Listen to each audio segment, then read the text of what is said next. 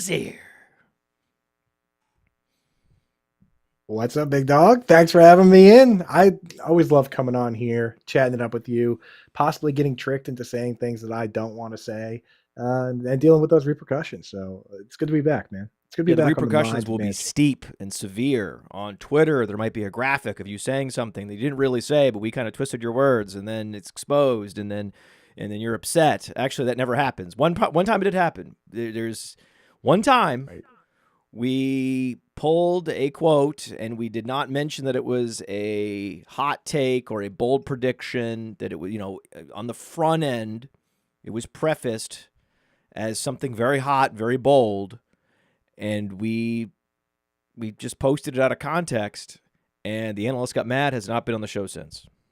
Ooh. So for me, I only say things that I mean on here. On any show. I mean, like the whole thing. Everyone has hot takes. Everyone has takes that they don't think are hot, and then kind of turn out to be hot sometimes. So for me, it's like this show is always great. You're a great interviewer at getting people to say those things. I mean, just coming out and saying who's your deepest truther, right? Tell me somebody you're down on. Like you're gonna run into those things. So if that person, took it to heart, you got to relax, man. That's part of the game. Well, it's A, the internet, B, social media, C, fantasy football. I mean, how far do we have to go with Yeah, this to peel back the seriousness? the most dangerous place. It should be. We're going to talk about RB durability season. We're going to talk about who's going to be the 101 next year. That's a hot topic of debate. We certainly have. We have some positions on this. I've already seen some of your notes on what you think for the 101 next year. The people in the chat have already spoken. We'll reveal what the chat thinks soon. We'll talk about tight end rankings, the studs through the sleepers.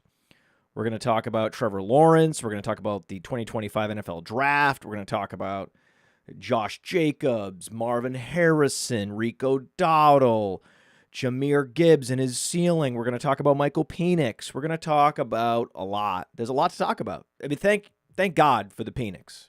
The Penix has been injected, and I'm very happy. I'm aroused. So that's it. I'm not just happy. I am fully aroused by the Penix. Before we get into all that, you are at Fantasy Alarm. So talk to us about the projects and the type of content that you're putting out there at Fantasy Alarms. People can go subscribe to it, and they can consume it. Of course, man. Yeah, a lot of people know me for my tight end stuff, but I don't just rank tight ends. I do share the tight ends for free. So if you want my half PPR tight end rankings every Thursday and Sunday, I share those on Twitter. But at Fantasy Alarm, I'm ranking every single player, half PPR, full PPR standard. I do about 5 hours of YouTube shows and 5 hours of Sirius XM shows. You catch me on Sirius XM 6 to 8 p.m. on Thursdays and Fridays. And then from 10 to 11 on game day Sunday morning, right after a good friend of the show here, Alan Seslowski, is on with Jim Coventry. You can hear me and Howard Bender on those airwaves. So yeah, we got a ton going on, man. I have a ton of articles both behind the paywall and out of the paywall. But everyone that follows me on Twitter knows that I'm here to talk ball with you today, live on the Mind Mansion. Let's rock. Mind Mansion's here. It's happening. Can't do a show every week in December.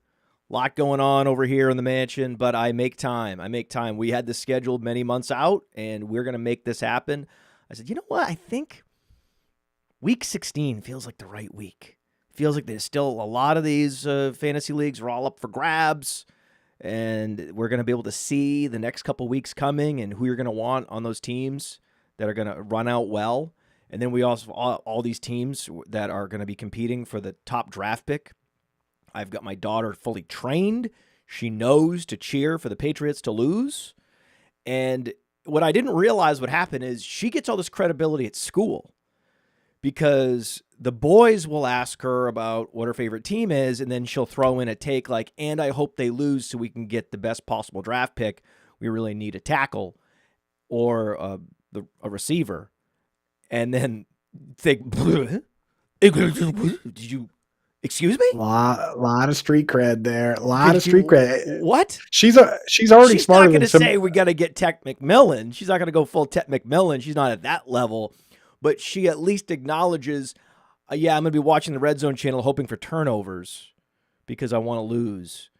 And just saying that, just having that awareness about what it takes to build a the best possible franchise.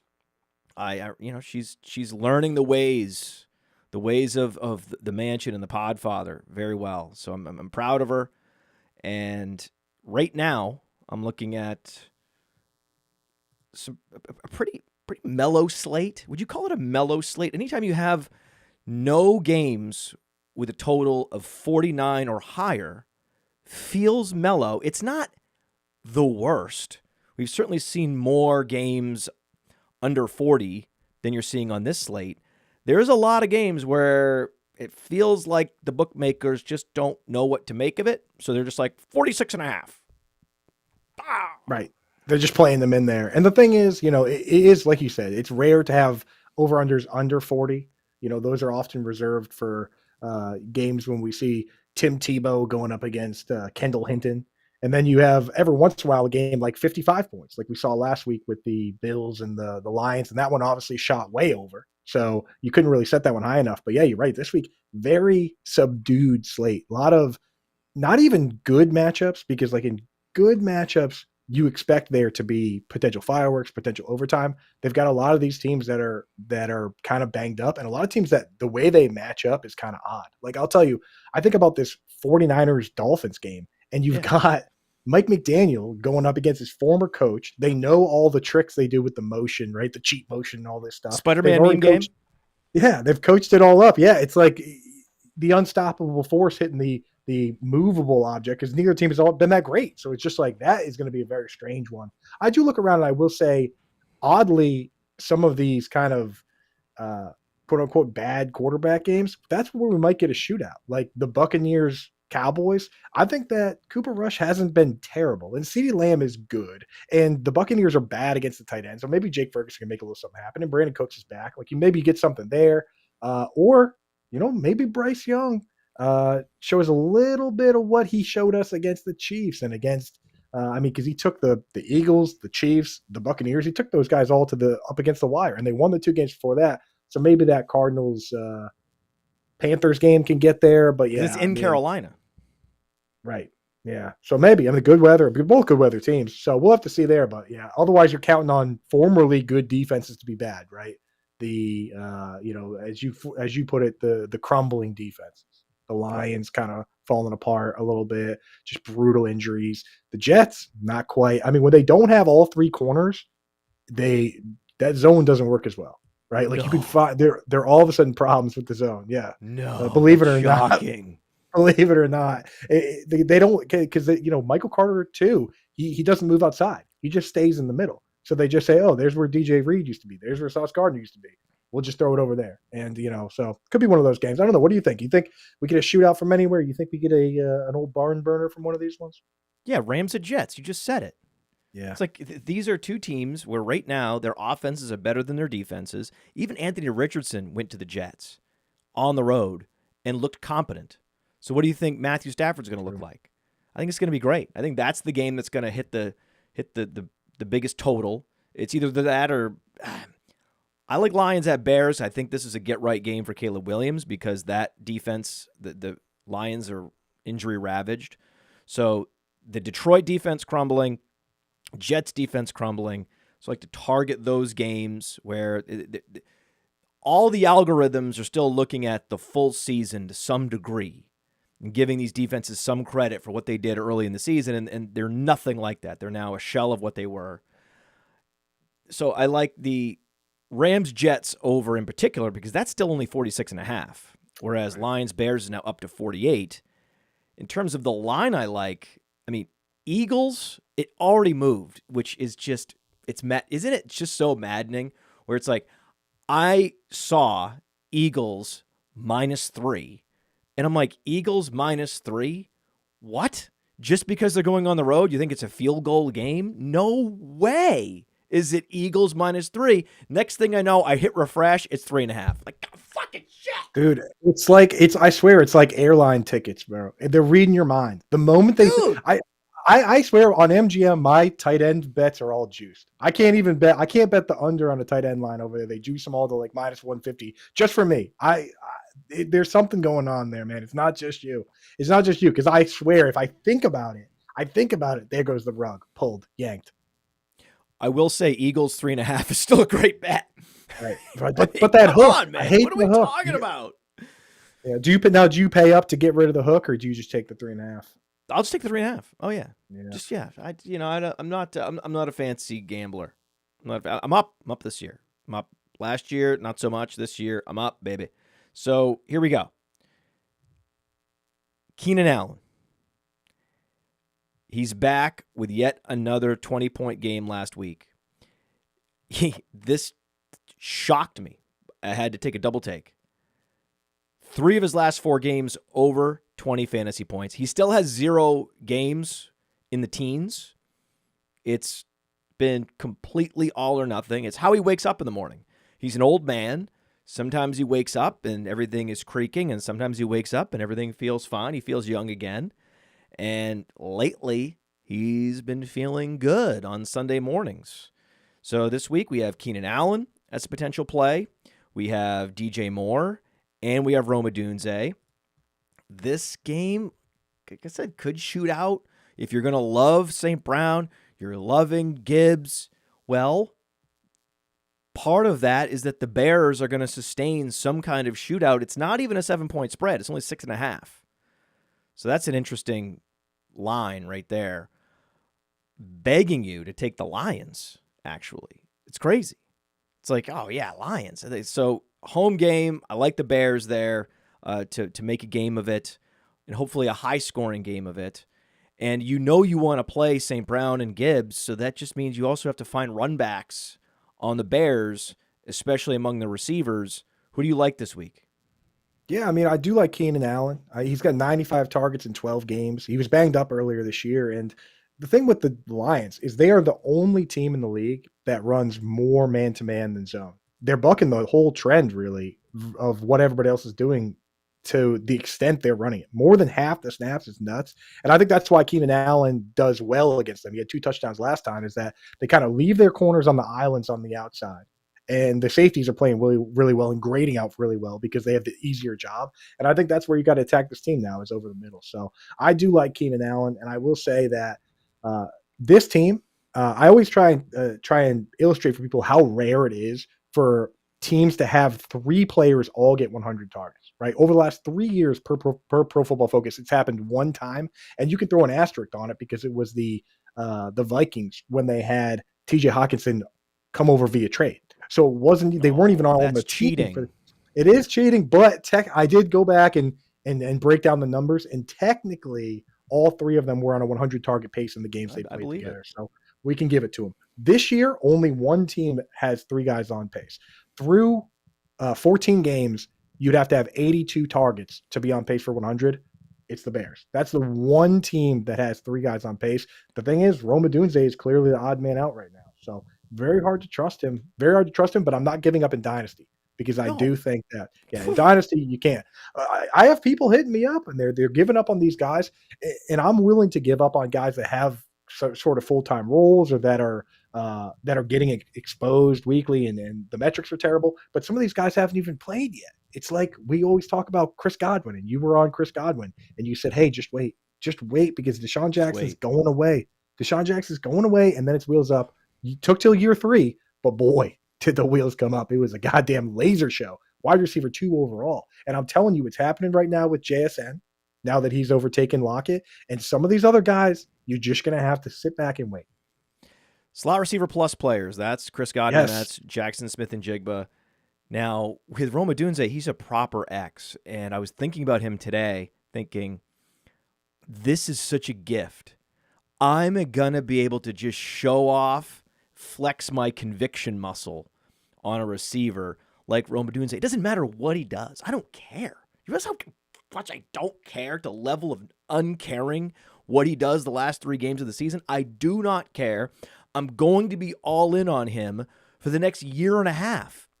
And it's like a stone lock victory lap, assuming he doesn't have some catastrophic injuries. As long as he doesn't suffer catastrophic injuries, he is a stone lock breakout, because he's struggling right now on deep targets because the connection just isn't there between 2 rookies.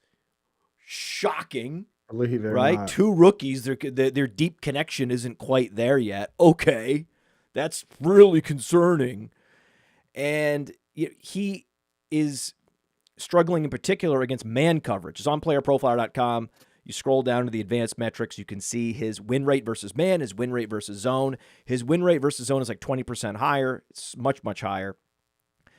But we know he is an obsessive compulsive worker off the field.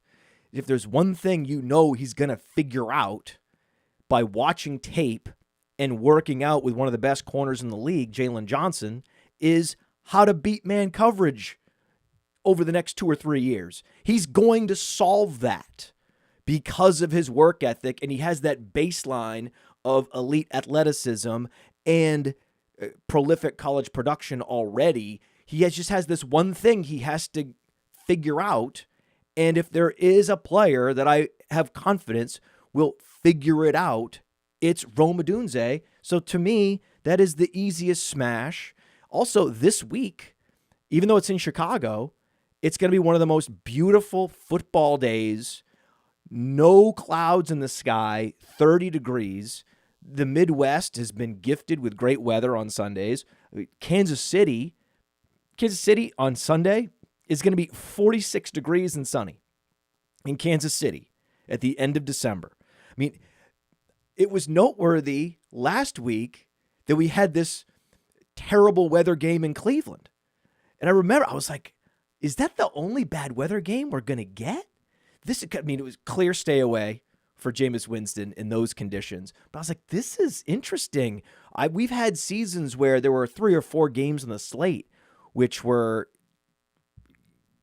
needed to adjust projections for based on weather.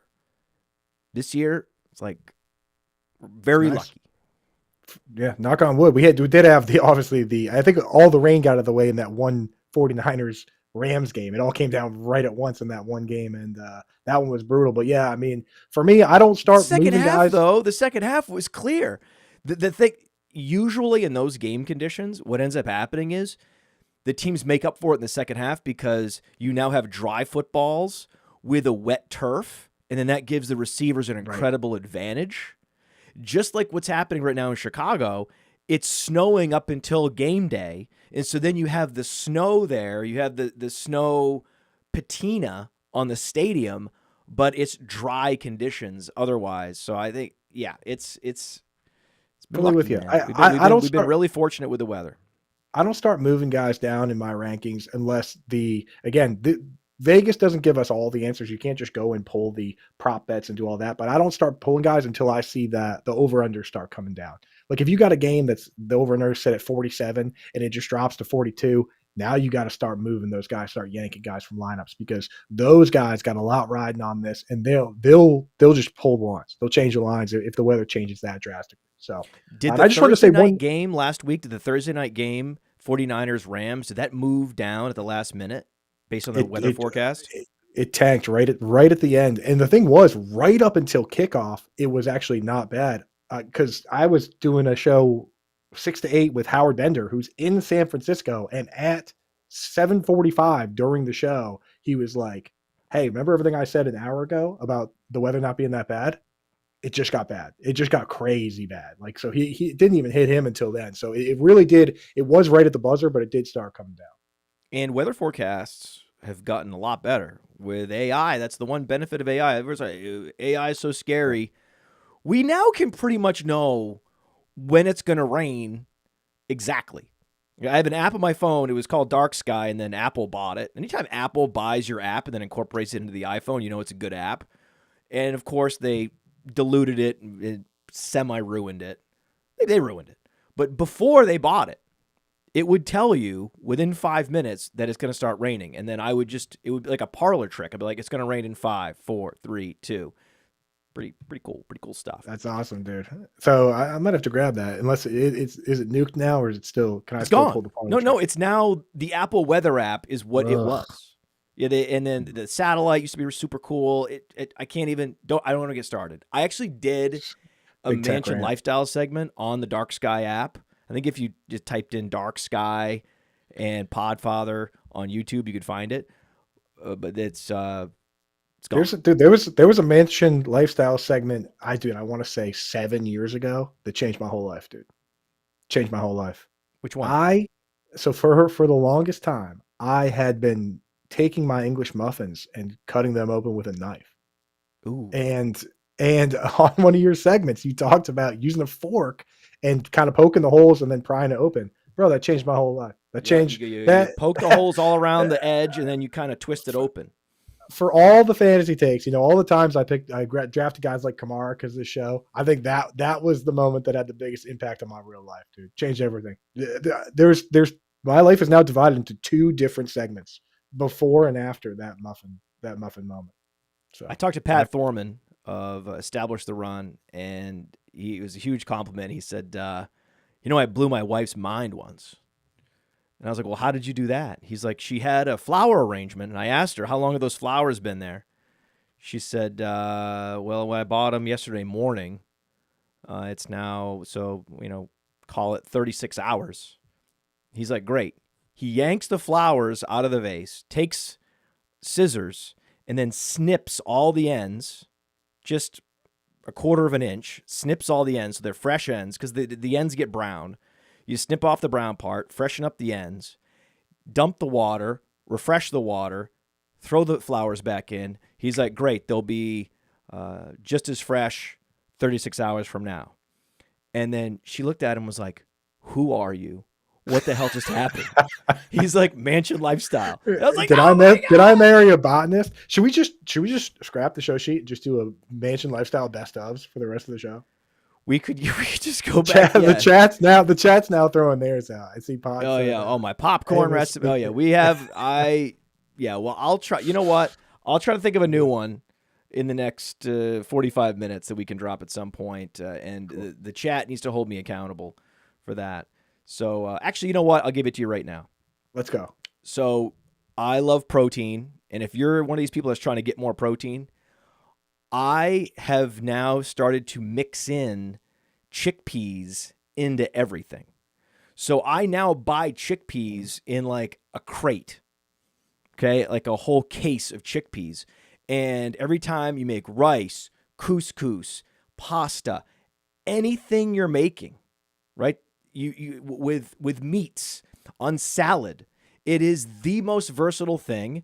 It doesn't taste awesome, but you can basically mix it with like a little bit of dressing or mix it with whatever you want. So you just dump the chickpeas into a bowl. You mix it with whatever you think is the best tasting thing, your favorite thing. Could be Frank's Red Hot. Could be some sort of avocado Italian dressing. Whatever you want to do, you mix it in, and then whatever you're eating, and then you've just doubled and tripled the protein percentage in whatever you're eating, and it tastes at least as good or better than it would have otherwise.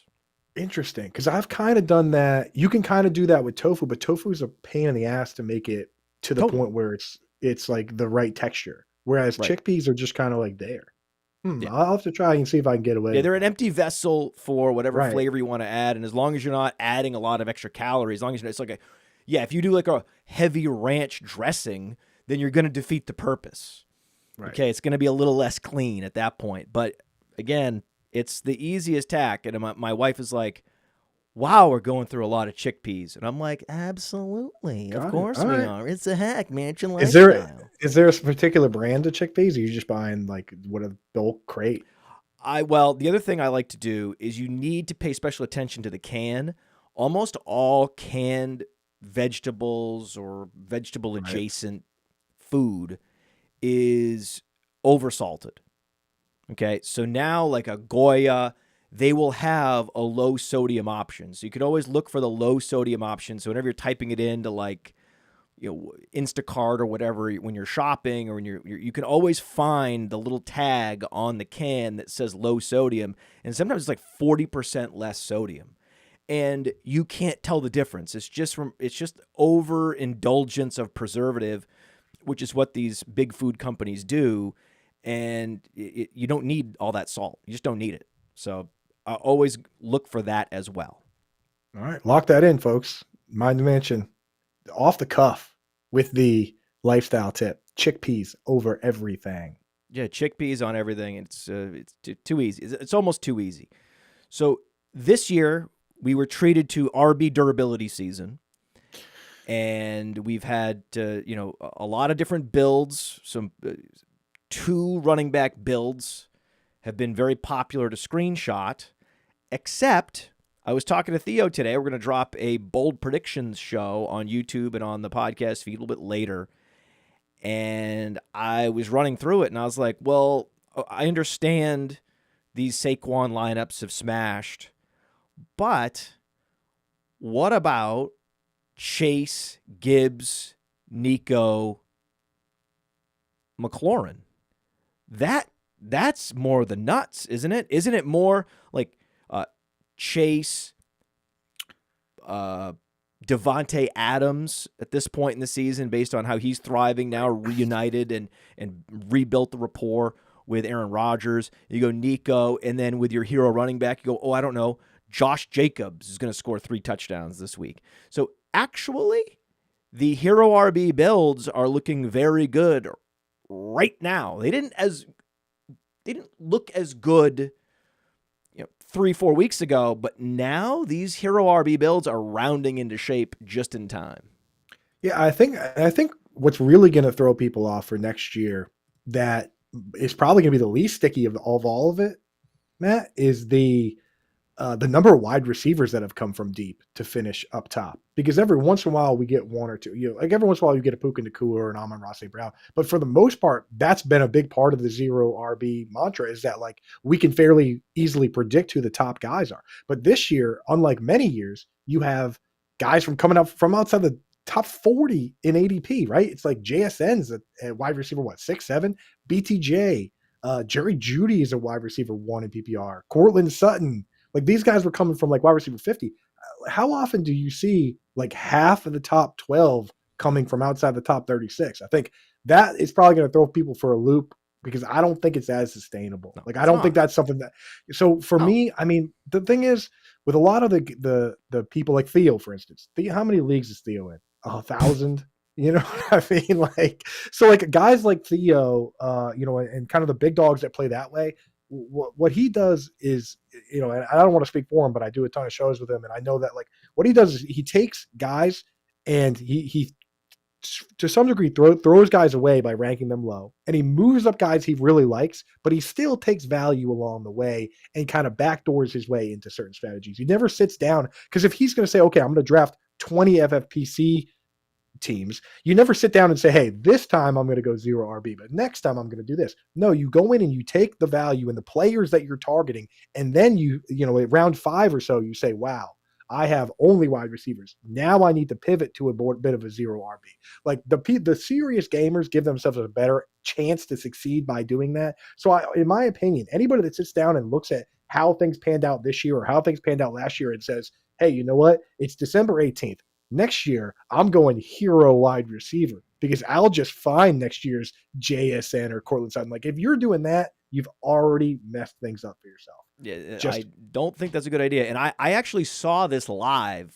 I drafted with Theo at the Kings Classic at the FF Expo, and he did exactly that. I was like, oh, we got to get Barkley. And then we got outbid on Barkley. It was an auction. And eventually I was just like, okay, you can stop bidding. God damn it. Right. And then next thing I know, it's going once, going twice, and we have Gibbs. And I was like, really? We're doing Gibbs? Really? Okay. It was very expensive. I was like, we could have just paid a little bit more for Barkley. He's like, no. First of all, I need some more Gibbs in my own portfolio. So shut up. This is mostly me and then a little bit of your advice. And I was like, okay, that's fine.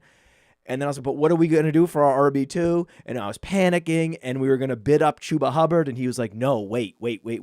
So we didn't bid up Chuba Hubbard. We got him to like, I don't know, $9. And we had to just, okay, we're done. And then somehow, some way, how it worked out was everyone had the requisite running back. And another round of bidding later, Jerome Ford is nominated. And I'm like, if we don't get Jerome Ford, we're dead. And I was just trying to the poker face in a live auction, the poker face where I was like, Jerome Ford, $2. And we were just trying to freeze and just stare at the ground and not let anyone know that like we literally felt like our entire team was hanging in the balance whether or not we got Jerome Ford. It closed for like $6. We got him. We like erupt, and everyone's like, "What are you guys doing? What are they doing? This You'll is see where it. you're gonna celebrate. You guys have been, statues over there, and now all of a sudden you're gonna. This is a party." And we were like, this is everything was at stake. Everything was at stake. And then to look up, and now we're going to be starting Gibbs and Jerome Ford for a monster juggernaut of a team. Feels pretty good. Yeah, exactly. That's the magic. And that's why you really should, like, even if you're not going to do a million paid leagues, do a bunch of best ball leagues. And that way, by the time you get to your hometown league or your big leagues, you've been staring into the matrix. All you're seeing is ones and zeros. And that's Theo with that thought process. Like, we don't go for Barkley here because I've seen a million drafts, and that we're overpaying right there. All right. Like that's what you do. And that's why you stick to these shows too. And even if you're eliminated from the playoffs, you listen to all the off-season shows. And he would let me go to another $1 on Chuba. He's like, no, you can't. We're not going to $10 in Chuba Hubbard. No fucking way. Would have been a great deal. I'm desperate, man. Would have been great if you did. But I mean, it would have been good. It would have been fun. It would have been, it worked out. Okay. It worked out. We got it all. It worked out. And one thing I want to talk, so I mentioned my nuts lineup. And then the Harry Snowman's in here saying, well, Nico was out for a while. Okay. So here's the thing. Just because you have 3 wide receivers that you've drafted in the first 4 rounds doesn't mean you don't also have Ladd McConkey. Doesn't mean you don't also have Jackson Smith and Jigba. You are also drafting a couple more receivers before you tap out. And we said that the cutoff for tapping out at wide receiver in managed leagues this year was Khalil Shakir. So that worked out pretty well. So maybe you were starting Khalil Shakir during that time. The whole reason why you have 3 elite receivers is so that you can sustain your production through injuries. That's literally the point of a robust wide receiver strategy, Harry. And the worst picks are not the guys that got hurt. I hope people realize the worst picks are not your players that got hurt because you get the replacement value right away. Rashid Shaheed, Chris Godwin, Rashee Rice, I got all those points, and then I put somebody else in my lineup. The worst picks are the guys that trick you into keeping them in your lineup. The Kyle Pitts that comes around for week 5 to 8.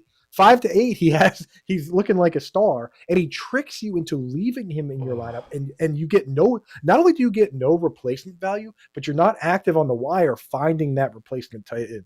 Those are the worst picks. Those are the absolute worst picks. I would much rather take the 4 weeks I got of Rashee Rice and whoever I threw in that spot than sitting here with Marvin Harrison Jr. I'm sorry, the entire year just sitting there saying I have to start him because I made this commitment in September and I took him in the 2nd round. So I made my bed. I'm just going to die in it. Like I'm just going to be Grandpa Joe here, dying in this bed. And then at some point he'll show up with a golden ticket, but he hasn't. Like none of my Marvin Harrison Jr. teams that I drafted in real redraft leagues are alive. I came in 13th in one of my most important leagues because I sat there with Kyle Pitts and Marvin Harrison Jr. and I said, you know what? I made my bet a long time ago.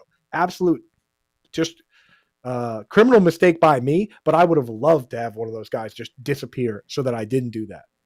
I mean, good luck getting off Jalen Waddle early in the season. I'm going to bench Jalen Waddle for some streaming option. I mean, come on, man.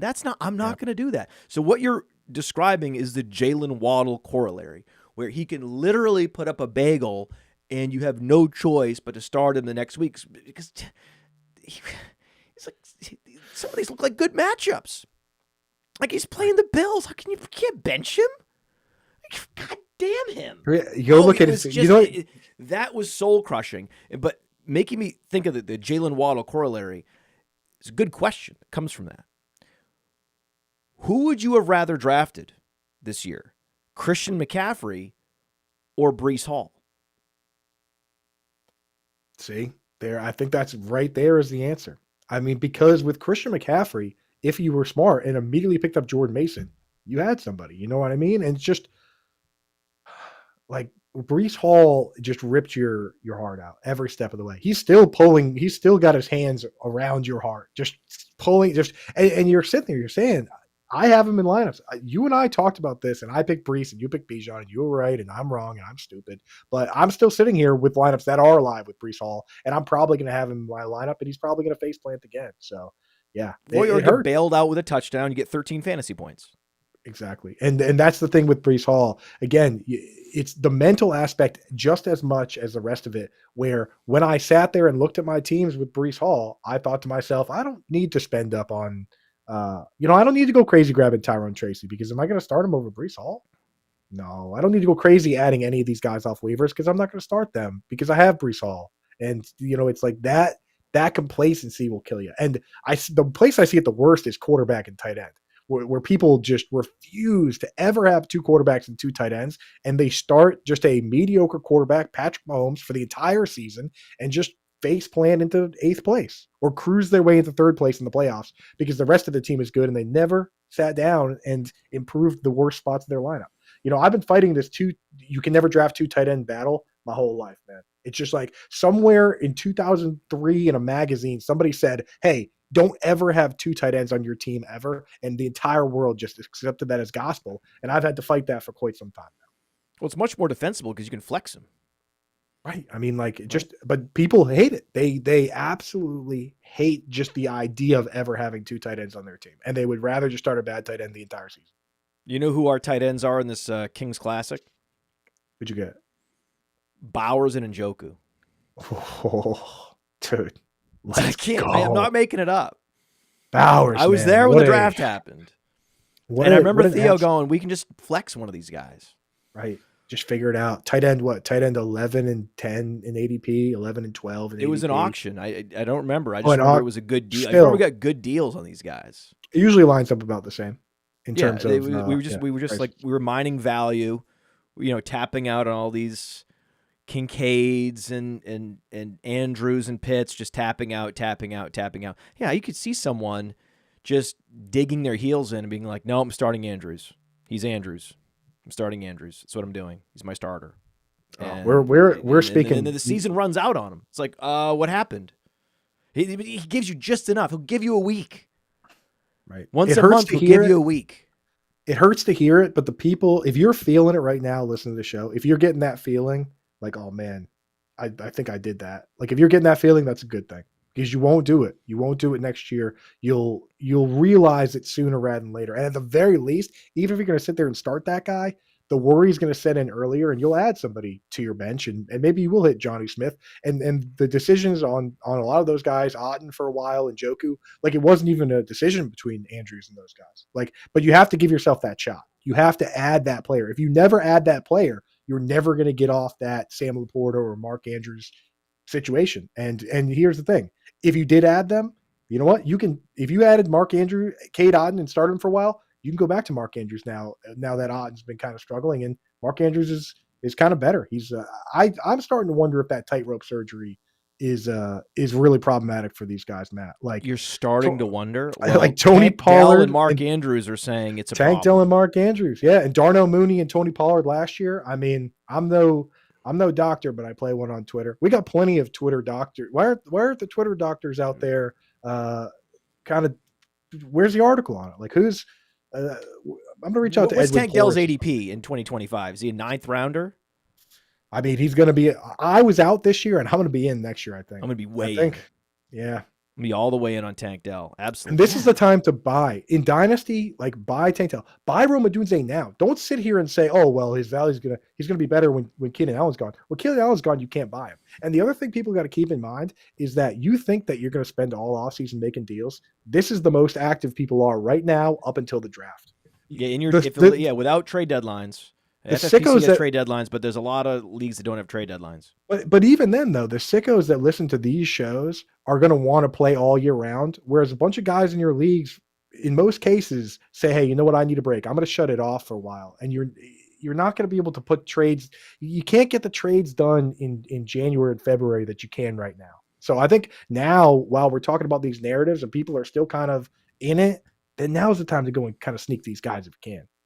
Go listen to the last Sonic Truth episode I did with Theo and Jax Falcone. I steel-manned the case for a trade deadline in Dynasty, and Jax blew me off my position. Just Jax, complete he's blew game me off theory. it. He's a game theory. His Twitter handle is Dino Game Theory. You got to be careful with him.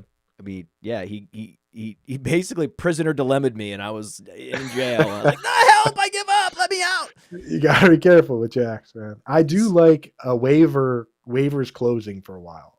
I don't. I'll keep trades open. I like waivers closing, but I'm sure Jax would probably tear me to shreds for suggesting any sort of limits. But I like waivers closing for a little bit. Okay, sure, yeah, fine. That one, I would like, if I'm out of it, to pay less attention to waivers. Yeah, for That would just be a little good. bit. Yeah, that would be good. Are you going to be more likely to go 0 RB in 2025 because of RB durability season? No, no. I will No? be equal. I'm always equally likely to use every strategy because Okay. I am a person that, and again, some years I do have wide receivers ranked really high, and there's not a lot of running backs I like. But I am somebody that plays a lot of leagues, and I will just take the value as it comes and pivot. I pivot to those strategies, so I can feel it happen. We all can. You sit there and you look at the board, especially when they're color coded boards, and you see all the yellow, right? And you're like, you feel it. You're like, okay. I am going 0 RB. I didn't sit down in this chair and say that I'm going 0 RB, but when I stand up, I'm going to turn around and say, "Boy, I kind of went a bit of a 0 RB there." So that's the way I do it. I'm not more or less likely to do any of it until I see who you're taking. David Montgomery's injury, particularly devastating for 0 RB people. Yeah. Not good, because he was the shining star. He was the RB1 for 0 RB teams. It was, Montgomery and Chase Brown. Those were your 0 RB nuts if you had those two running backs. And that was a very plausible top 2 running back core for 0 RB teams. And now just super sad situation. And regarding the buy low wide receivers in Dynasty, I want to make sure we add Josh Downs to that list. Yes. Okay, so it's Tank Dell, Rome Odunze. I want to make sure it's Josh Downs gets added to that list, because there's no fucking way Anthony Richardson's the quarterback for 17 games in 2025. It's not going to happen, and if it's not going to happen, you want Josh Downs. Yes. Boom. I wrote an article this summer with 3 names in it, and it was of the guys we're talking about, the slot guys that could graduate, right, and become the next Cooper Kupp or Keenan Allen or Chris Godwin that's playing the slot for most of their snaps and then moving to the outside. CeeDee Lamb. CeeDee Lamb as a rookie, 94% of his snaps in the slot, only played like 60% because they had Amari Cooper and Michael Gallup, right? He's probably the best example, right? Michael Gallup. Yeah, but so it's like CeeDee Lamb, next level stuff. Once Gallup was gone and Amari Cooper was gone, I wrote 3 names: JSN, Josh Downs, and Jaden Reed as guys that I think when everything happens here, when it breaks down, eventually guys are going to have to get paid. And when you decide to pay a guy, you want that guy to be a full-time player. And I think hopefully it happens before then, but by then teams are going to look at these guys and say, hey, you know what? This guy, Josh Downs, I don't care about his size, speed, whatever. This guy's a dog, right? And his brother Caleb Downs coming out is also a dog. Whole family of dogs. And those are the guys that end up staying in the league long-term and becoming full-time players, every down players, right? They're like, Josh Every Downs? Josh Every Downs, let's go, dude. There's only so many Cole Beasleys that just like only play slot. It's like not even a real thing. Even Tyler Boyd got to play 2 seasons where he was out wide and then playing slot, and he had 1,000-yard seasons. Then they got Higgins and Chase. He went back to being a slot guy. But for the most part, like you either evolve or you stay. I think these guys are going to evolve. JSN already did. He just kind of jumped over Lockett while Lockett was still sitting there. Like he's like, I'm not even waiting for you to leave the way Godwin did with JSN. He just said, get out of my way. So we're waiting for that to happen with a lot of guys, and I'm hoping that Downs and Reed can be the next 2, just like JSN is now. Richardson is a dead quarterback walking. You agree? So the thing with that, man, is that I just look back at all the people that said Josh Allen as a rookie, 52% completion percentage. They were like, this guy he's not going to make it. He's not a real quarterback. And then in 58 the next year, a little bit better, but still like 30th in the league. And then it was wheels up after that. I feel like I can't quite give up on the upside. Okay. And you know what I'm going to do? I'm going to have him sitting on my bench right there next to Justin Fields. when he does face plant. But I mean, I can't after small sample size. I don't know if I can give up. But it sounds like you're giving up. I think I'm ready to give up. Yeah. Speaking of busts, who would you rather have in Dynasty, JSN or Marvin Harrison Jr.? It has to be JSN right now. I mean, Doesn't he's graduated to the role. He's got Ryan Grubb with 3 wide receiver sets. Shane Waldron, smell you later, right? Like it's all. I can't believe. I just say this? I know we already talked about the Bears. I can't believe the Bears looked at a team that had 3 good wide receivers and they said, "Let's get rid of this offensive coordinator that uses all the weird tight ends and he's not good, and we'll bring in a new offensive coordinator because we have 3 good wide receivers." And the Bears, with their 3 wide receivers, said, "Let's go get that guy." I cannot believe that they did that. And then immediately the guy brings in Gerald Everett. Immediately. It's like, what? Do they not know what happened? Do they not know why that happened? It's just, it boggles my mind, man. It boggles my mind. But back to what we were saying, it is JSN for now over Marv. And that doesn't even mean that I don't like Marv. He got thrown into a very difficult assignment as an X wide receiver that just has nobody opposite him. Like Michael Wilson, fine, right? But like, not really helping out much, but like he's projecting more as like a wide receiver 3, sadly. I thought he could step up and be a real wide receiver 2 in the league. Not happening.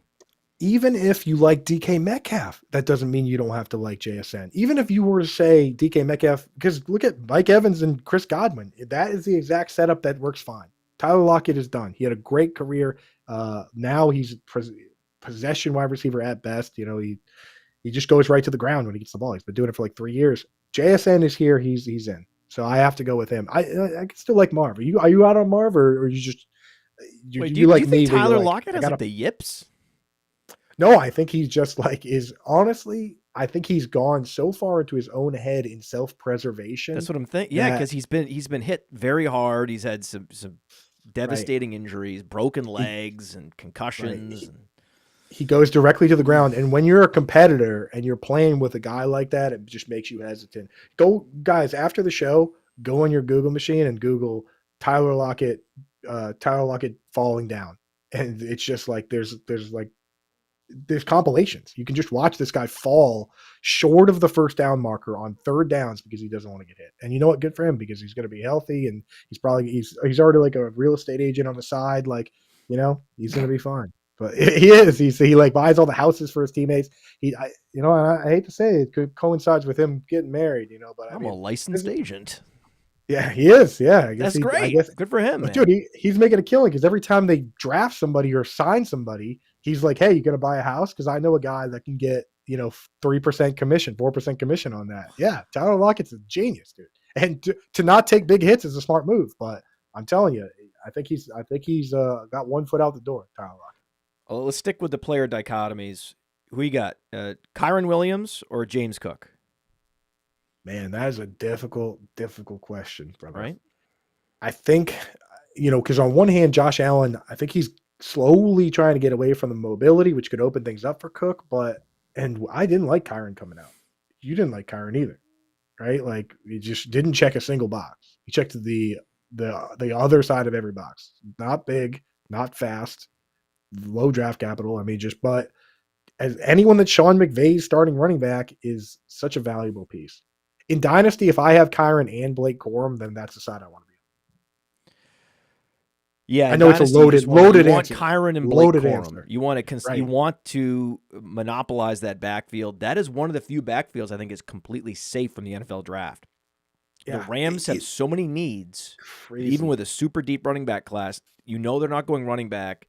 To fill out their number 3, they don't need it, right? They could go to super cheap running back X that is going to, be discarded during the free agent process and just scoop that guy up for a couple $1 million and not burn a draft pick. It would be just the height of stupidity to burn a draft pick if you're the Rams on the running back position. And I'm going to give their front office enough credit to know that that's the last thing they should be shopping for in the NFL draft.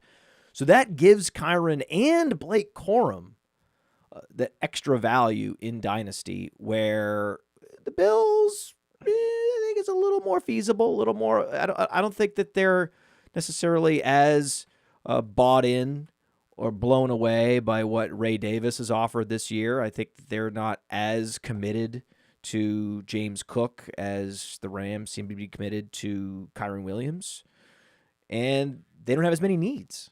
So I could absolutely see the Bills doing that. But either way, Kyron has shown himself to be just a little bit better in most phases of the game, and in a better long-term situation. And the 88% Crazy. snap share is just, it's so unheard of, man. It's It's insane.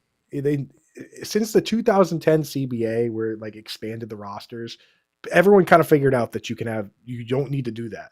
But still, Shanahan and McVay are the two guys that are like, nah, we're gonna use one guy the entire game.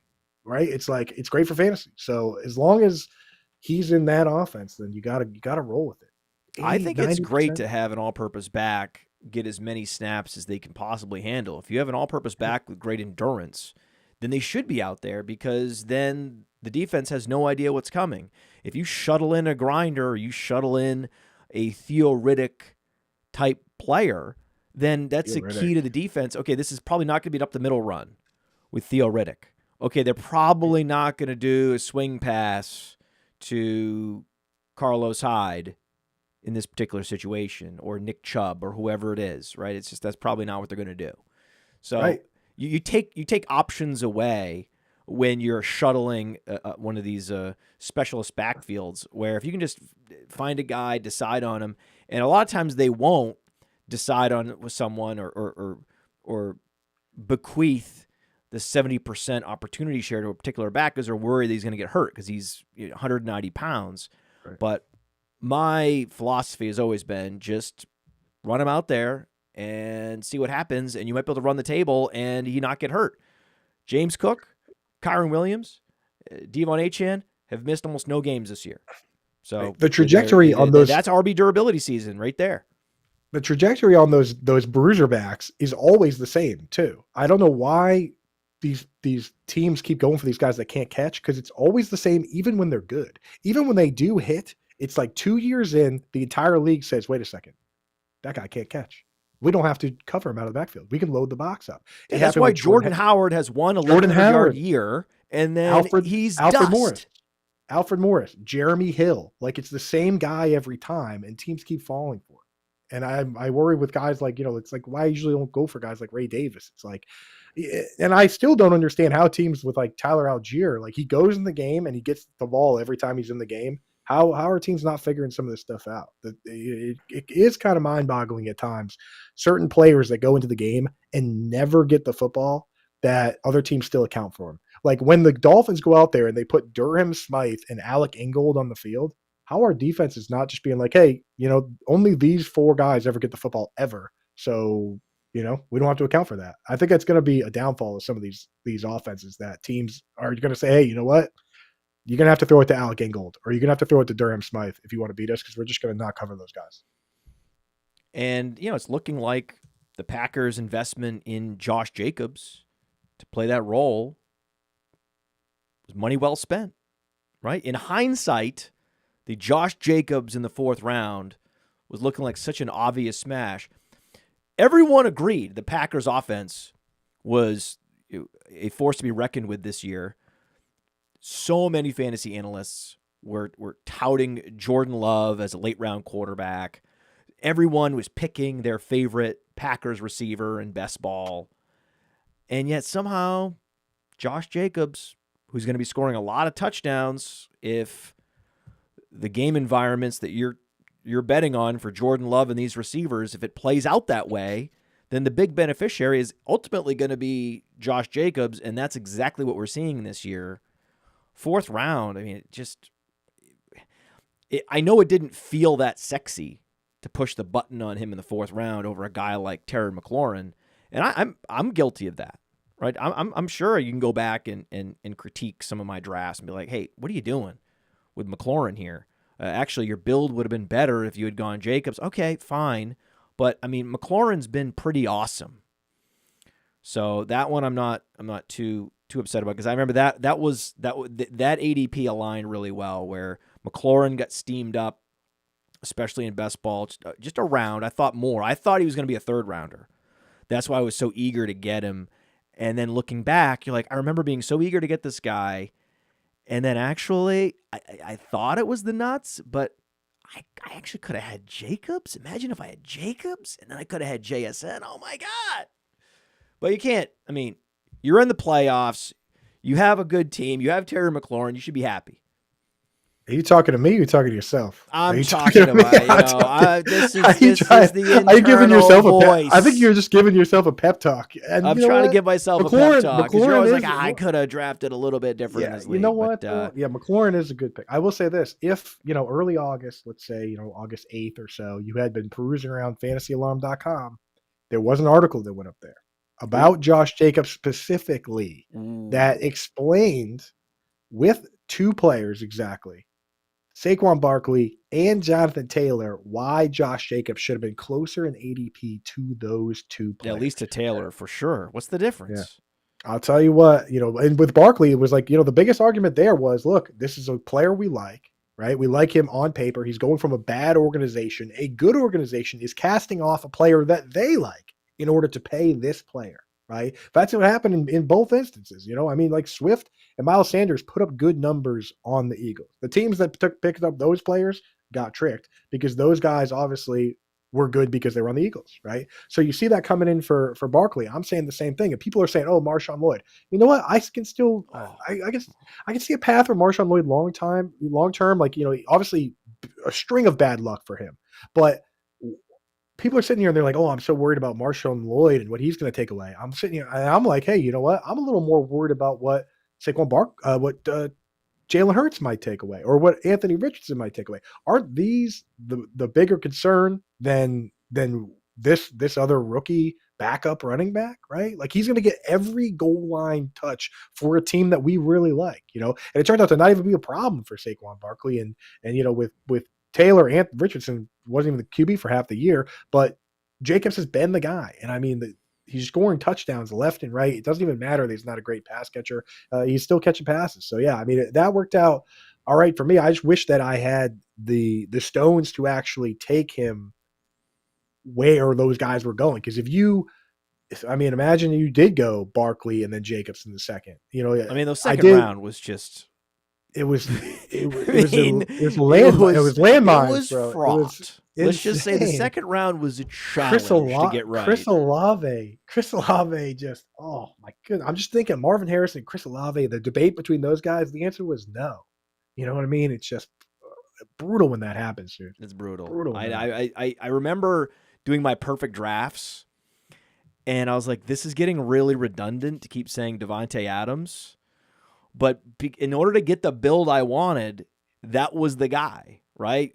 Mm-hmm. Garrett Wilson gone, Puka gone, Drake London gone. All these guys are gone. I'm not drafting Marvin Harrison Jr. Get the hell out of here.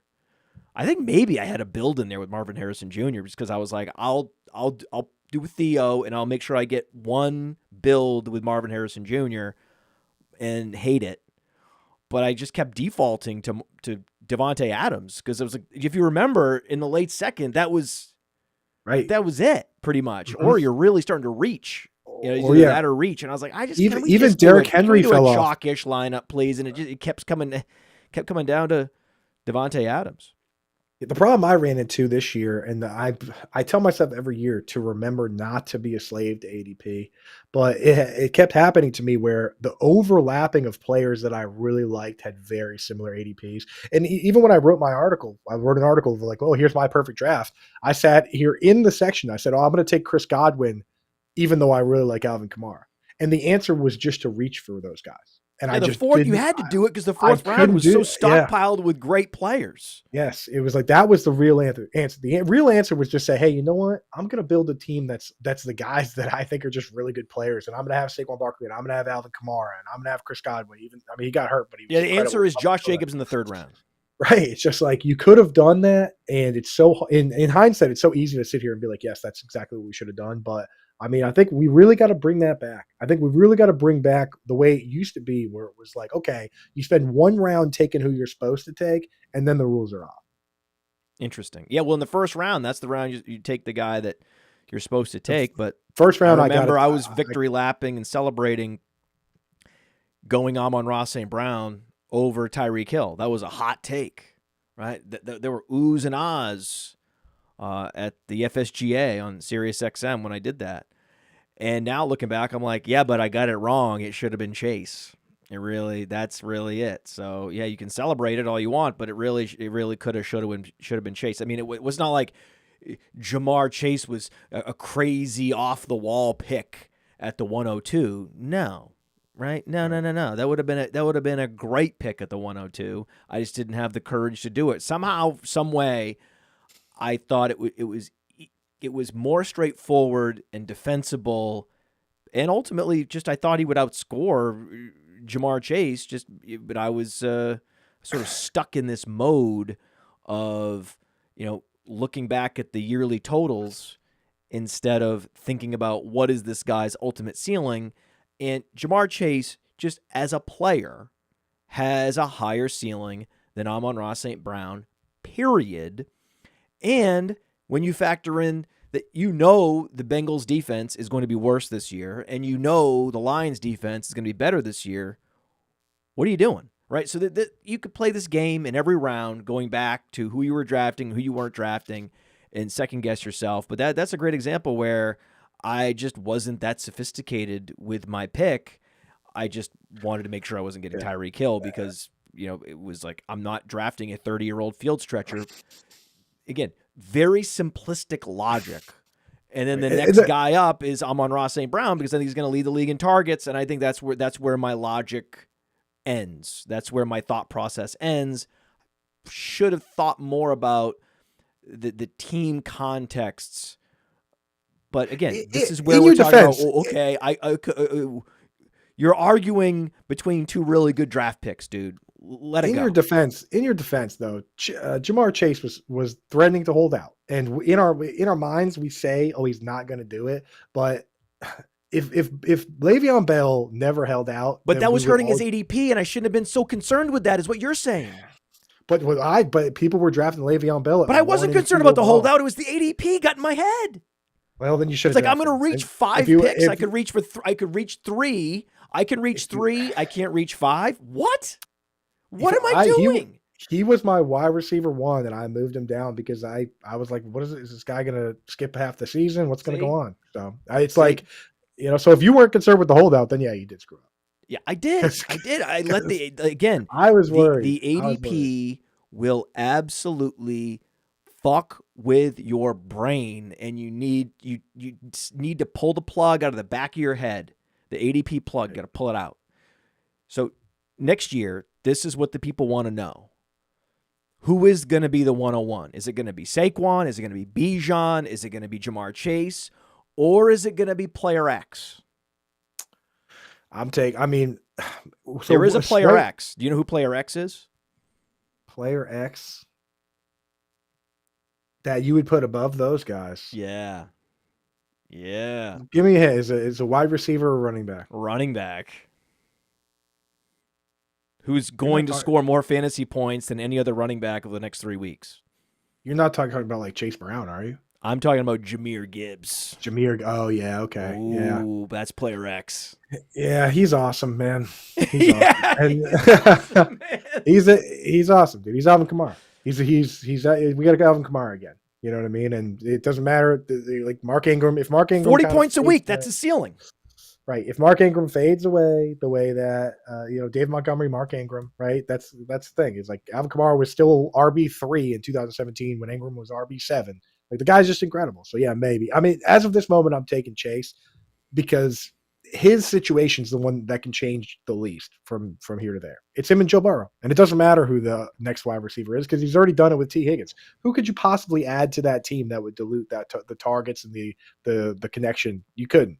So that one's just kind of locked in. Like everybody else, things can change. But like, with Barkley, I'm loving that situation. With Bijan, you don't really know like what's going to happen with Michael Penix and this whole deal, and when you're splitting hairs at the very top, that matters. How good these teams are obviously matters. So I don't know. Boring answers, Chase. Cool answers, Jahmyr Gibbs. That's it. My answer is probably Bijan. Bijan, boring probably answer. going It's like, you know what? Bijan. It's like right at this moment, I would He's so take. hard to resist. Yeah, it's like one of those things. And again, I'm usually a guy.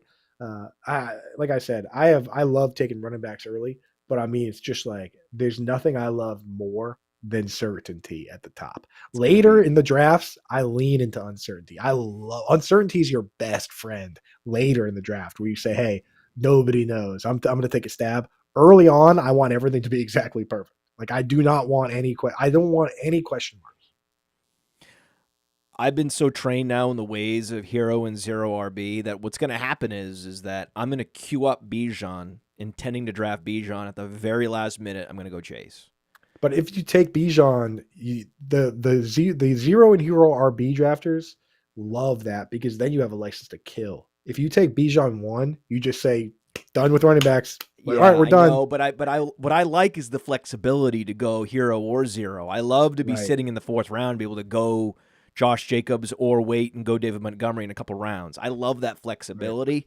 So I'm just thinking ahead of how my brain is going to be spinning out of control in that particular spot when I do happen to have the 101, which will be great. And the beauty is right now on Fast Draft just launched a new contest called the Quick Six Super Slam. No draft room and no salaries. And what does that mean? That just means you pick 6 running backs, receivers, tight ends. Those are the 3 positions you can pick from. And you could just pick the 6 guys that are playing on Sunday that you think are going to score the most points. That's it. Now, it's going to take some game theory because you're not necessarily going to want to go the chalkiest of chalk. But it does require some leveling of thinking, which I think is interesting. You would think that no salary, it would be too simple, but then suddenly it's not. Suddenly the leveling war begins with you and your competitors. So I think that's a game. Check it out, fastdraft.app. You can use code PODFATHER. You get a $25 instant deposit match, or not the most instantaneous, but eventually we're going to go ahead and match your deposit up to $25 when you put in code PODFATHER. And check that game out. There's also the Flex 6 Frenzy, where you can just draft 6 guys, and always getting in a live draft room is fun at this time of year. We just love drafting all year round. That's what Fast Draft's all about. And another strategy element when you can just pick any 6 guys that are non-quarterback is, well, certainly you want a game stack. I think that strategy-wise, it's clear that you want to find the games that'll shoot out. So you're going to want to play, say, Gibbs and DJ Moore, Gibbs and Keenan Allen. I think that's going to be that's a natural strategy. But then the question I have is, and this is something that someone should write an article about, is it fully suboptimal to play both Gibbs and St. Brown in that type of game? So honestly, my first thought would be, yes, that would be suboptimal, but it really depends on the type of player, because the way that Gibbs plays, you can have a shootout game where they're not running the ball heavily, where Gibbs has a big game because he's such an incredible pass catcher. Like, think about the games that we saw back in the day with Michael Thomas and Alvin Kamara and Drew Brees. Like, there were definitely weeks where if you had those 2 players, right, in your lineup, that you steamrolled, and that you just, like, what you really, with something like this, you need to have the shootout game. You need to have the overtime game. You need to have the game where we go through and we look at it and we say, okay, they drop back to pass 65 times this week. So you're going to have to take the stats with a grain of salt, but we're glad it happened. Like, that's what you kind of need. So you do have to lean into shootouts. And I think with those guys, it's possible. Where you don't want to do it, though, is with the, like, plotter backs that, like, you would never want to stack, like, Zay Flowers and Derrick Henry and something like that. Of course not. That would be weird. And you also wouldn't want to stack 2 receivers on the same team, because the passing touchdowns can only go to one of the 2. I don't think there's no quarterbacks will be quarterbacks in this one, like Garrett Wilson and Devontae Adams. I think you would just try to pick one for each lineup that you're going to be constructing. But you could do multiple lineups and see what happens. I also think that you need to look at the max entries and how big the tournament is. And as the tournament gets bigger, and it's not big yet because Fast Draft's brand new, but as it gets more popular and as the game expands, more people, bigger prize pools, then what I think you'll see is that the necessity of being unique goes up. When the prize pool is pretty low, you can pretty much just pick the guys you think are the best across the board, and you don't have to do much leveling. But as soon as the prize pool gets to be really big and getting unique becomes super critical, that's when you start to have more of a leveling war with your competitors. I'm actually gonna with this something that I've done on other platforms that no other platform has these rules. Like there's always a salary or a draft, or you can't start two players from the same team, or you only get certain slates. I think what I would do is something like this, and what I'm going to do is kind of get the chalkboard out, right? Kind of get the bulletin board out, and I'm going to put all the players up there that I think are the chalk, that I think are going to be high owned, and I'm going to start removing the bad chalk. Where I say this guy, I'm not going to use this player this week because I think he's the trap play. And then I'm going to get the rope out, like the detectives, you know what I mean? And start, hey, here's a correlation here. Here's one here. And then I'll say, okay, these are the games I'm hitting. These are the games I'm fading. And when all is said and done, you're going to probably have a list of like 20 or so guys. And then you just start putting in lineups. You're going to want to have multiple lineups or something like this and kind of figure out, okay, I'm going to have X number of lineups, and the payout's going to be this, and that's how I'm going to collect money in my pocket every week, and I'm going to be really good at that. So you guys are going to have to catch up to me. Also, while we're talking about this, you guys in the chat, not right now, but right after the show, join a Flex 6 frenzy, because I'm sitting here waiting for one to fire. I don't want it to fire during the show, okay? But right after the show, join. There's a couple spots left, and I want to run one of these today. So everybody out there, have your fingers at the ready. Don't join now. That's right.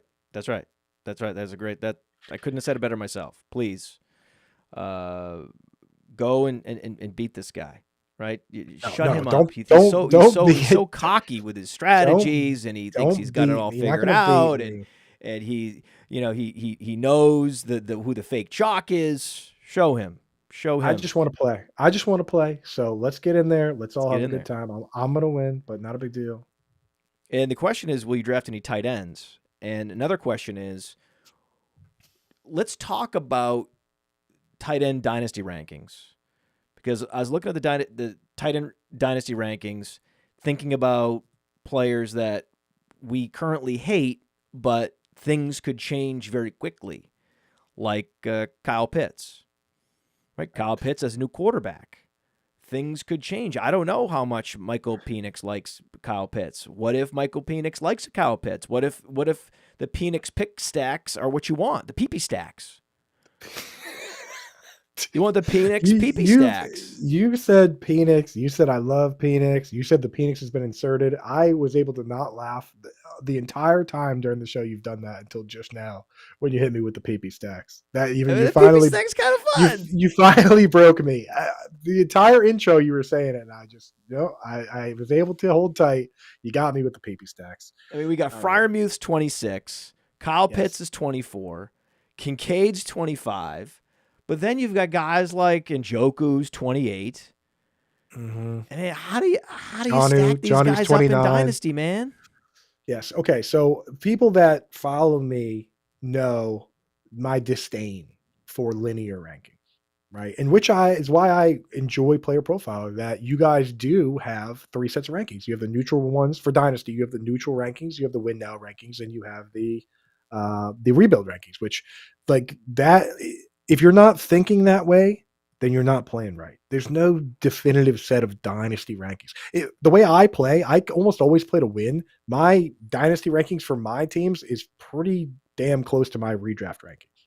But the reality is you got to separate these guys into pods. You know what I mean? Where the top pod is Brock Bowers and Trey McBride, young and awesome and locked in. As far as we know, young and awesome and locked in, right? So like that pod is a pod of its own. After that, you got to think about where you're living.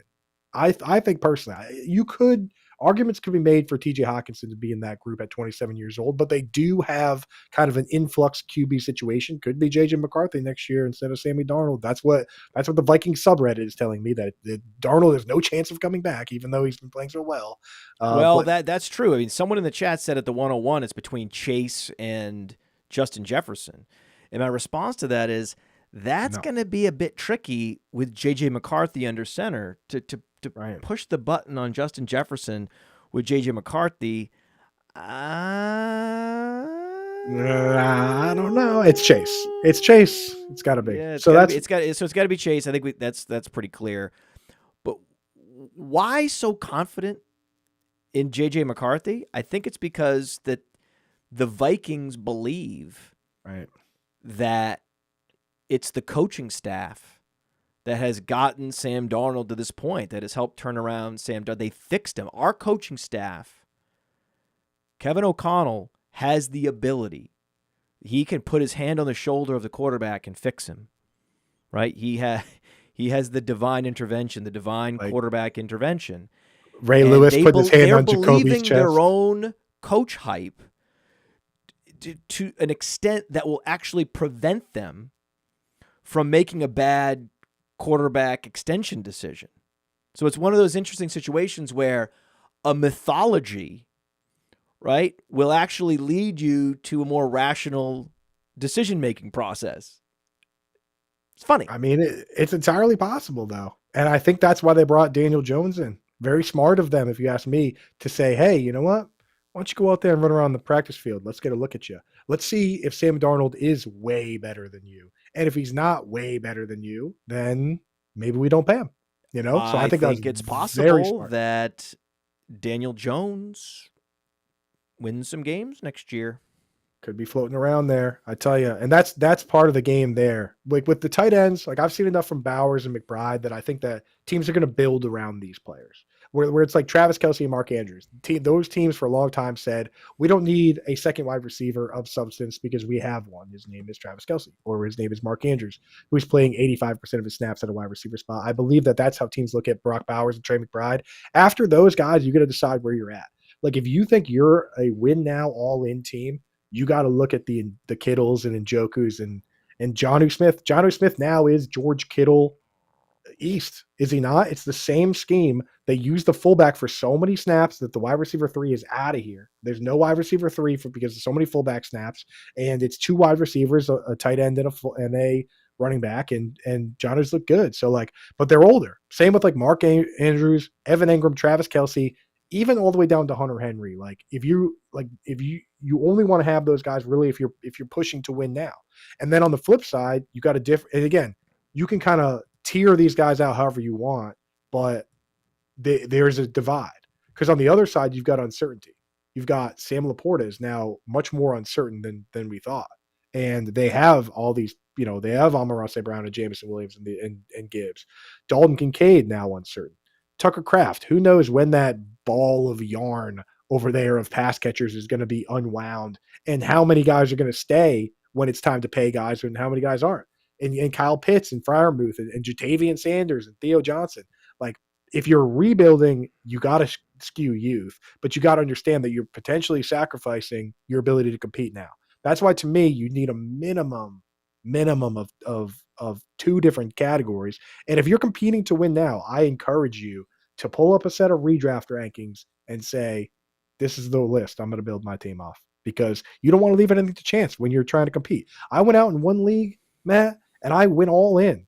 And my running backs were Saquon Barkley, Derrick Henry, David Montgomery, and Devon Achane, all 4 of them in my starting lineup this week, and my team lost.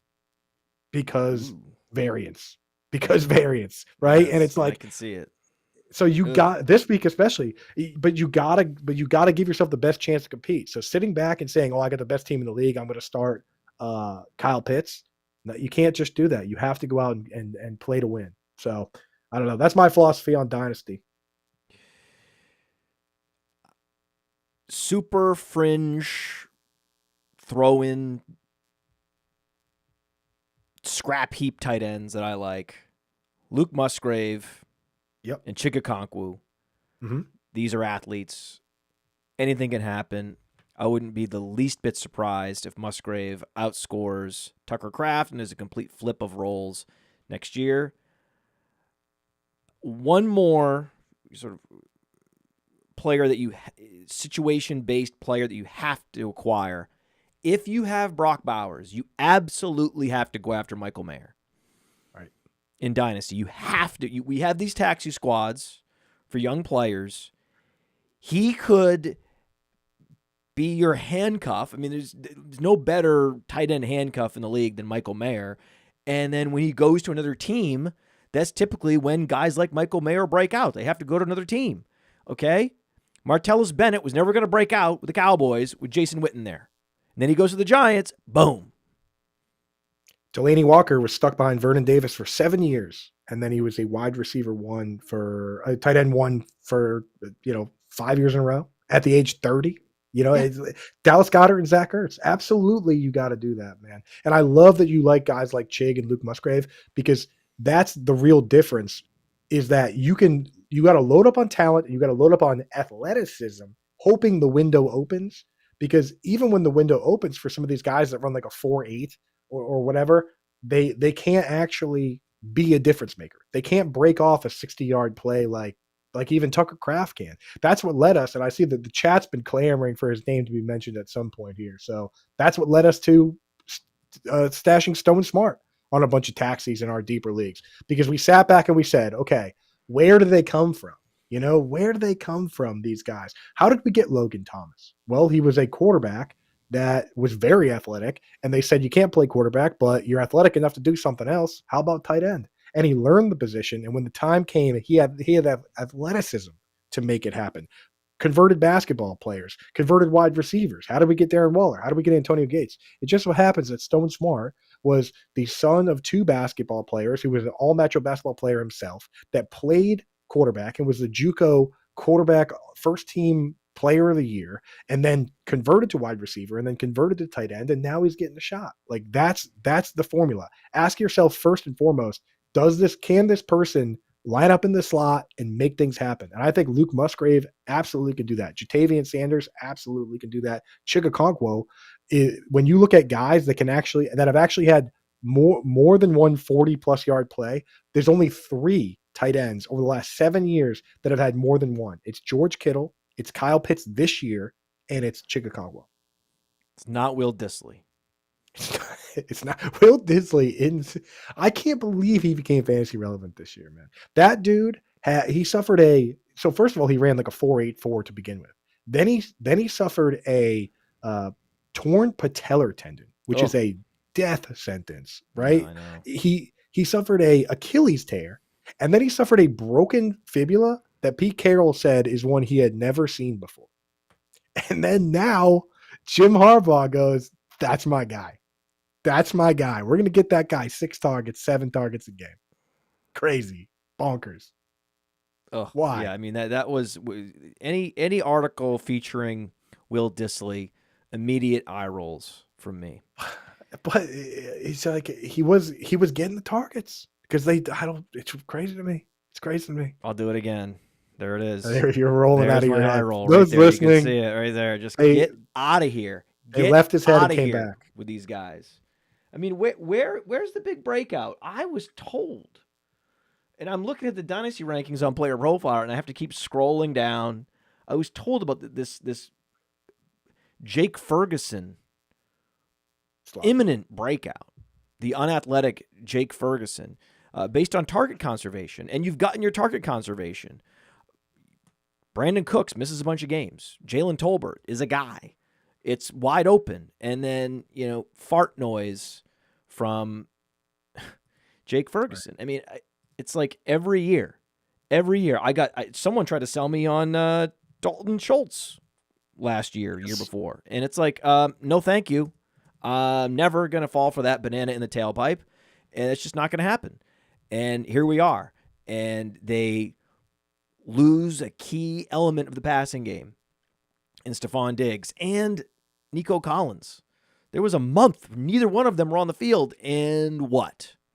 And fuck off. That's right. And Austin Hooper all over again. Get all over out the of Austin here. Hooper all over the place. Get Dude. out That's of why. here. That's It's why like, I play player profiler. I was streaming some Hunter Henry this year. That's a fact. If you go to patreon.com/podfather, you can see my fab guidance and streamers. And I was like, hey, Hunter Henry, Hunter Henry, Jonnu Smith, Hunter Henry, Jonnu Smith. And I look up and it's Austin Hooper catching the touchdown. And it's like, you know what? These guys were clones coming out in the same draft class, and they're still clones. Get out of here. Just those guys get out of my life. They have to get peppered. That's the thing. Hunter Henry runs like a 4.74. Same with Zach Ertz. If you pepper those guys, they can have a big season. But I don't think people realize, because everyone in their mind is like, oh, Zach Ertz, man, he was like the guy for such a long time, and it was like him and Kelsey, tight end 1 and 2, a lot of those years. If you go back and look at Ertz, because of his lack of athleticism, he actually only ever had one 1,000-yard season, and he needed 156 targets to do it. That's what you're asking yourself when you draft a guy that runs a 4.8 or a high 4.7. You're saying to yourself, talk about a tight end that ran pure in his career. Right? It's like Zach you need Ertz. I mean, you might think, well, he hasn't run pure. He's been hurt. And yeah, because if you don't have the explosiveness to evade contact, you're going to take these huge hits over the middle. And that's inevitably what ended up happening to Zach Ertz. But he was in these situations, these high volume offenses where he was the clear second option. And then the other option was like Deshaun Jackson. He was always out. It's like, whoa, of course he's going to end up being the number one receiver one year. Right. And that's what you're asking yourself. You're saying to yourself with these guys, you're saying this guy deserves 120 targets, 130 targets, because that's what it's going to take. That's what it's going to take for these guys to have 800, 900 yards. And it did happen last year for Ferguson, but I just really don't think it's going to happen again. I mean, we're blessed. You and I are blessed that the Zach Ertzes are out there. People can always point to that Zach Ertz season, and that's what will sustain the players with this profile. And yeah. That's it. And that's the thing. I'd rather, not one for one, but I'd rather trade those guys away and just take shots on athleticism, even late breaking athleticism. Like, I know there's not a lot of hope out there for Noah Fant. I'm not even that hopeful on him, but he's going to leave that. I think he should be released, and he hopefully will land somewhere where they don't have 3 wide receivers, right? Like Greg Dulcich. Like, you're just hoping that these athletic guys find a home, because I'd rather do that than get tricked again by Austin Hooper being on a team that throws 50 more times than the next highest team like Atlanta did. And don't feel bad if you got tricked in Dynasty, because you know who got tricked? The Cleveland Browns, when they gave him a giant contract the year after that. Everyone's chasing those things. The perfect combination is having the athleticism and then the volume comes in. That's how you get David Njoku, because that guy can actually rip off 40-plus yard plays. Zach Ferguson has one 40-yard play in his career, and it's exactly 40 yards. If you're going to do that, if you're going to go sign a tight end, you're better off signing a tight end who was on a team where he was the number 2, like a Jonnu Smith. The Jonnu Smith signing, I have to say, I have to give the Dolphins so much credit for that play, because he was the exact type of guy that fits the mold they were looking for, that can block and has the speed to break off big plays. And here's the crazy part, Matt. They jumped on him the moment he got released by the Falcons. So he didn't count against the compensatory pick formula. So no matter how much they paid him or how good he did, he couldn't cancel out the picks for like Christian Wilkins and those guys.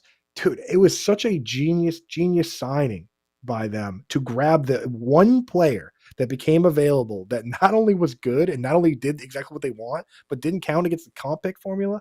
Man, yeah, hats off. That's a good. I know you appreciate a good GM move. Yeah, I know you guys do the breakdown. Yeah. That was a great one. But whenever you see a Chargers just let Hunter Henry walk, a Falcons let Austin Hooper walk, a Cowboys let Dalton Schultz walk. Now, admittedly, he did take a shit on the field in the playoffs, but so you could see them potentially overreacting to one game.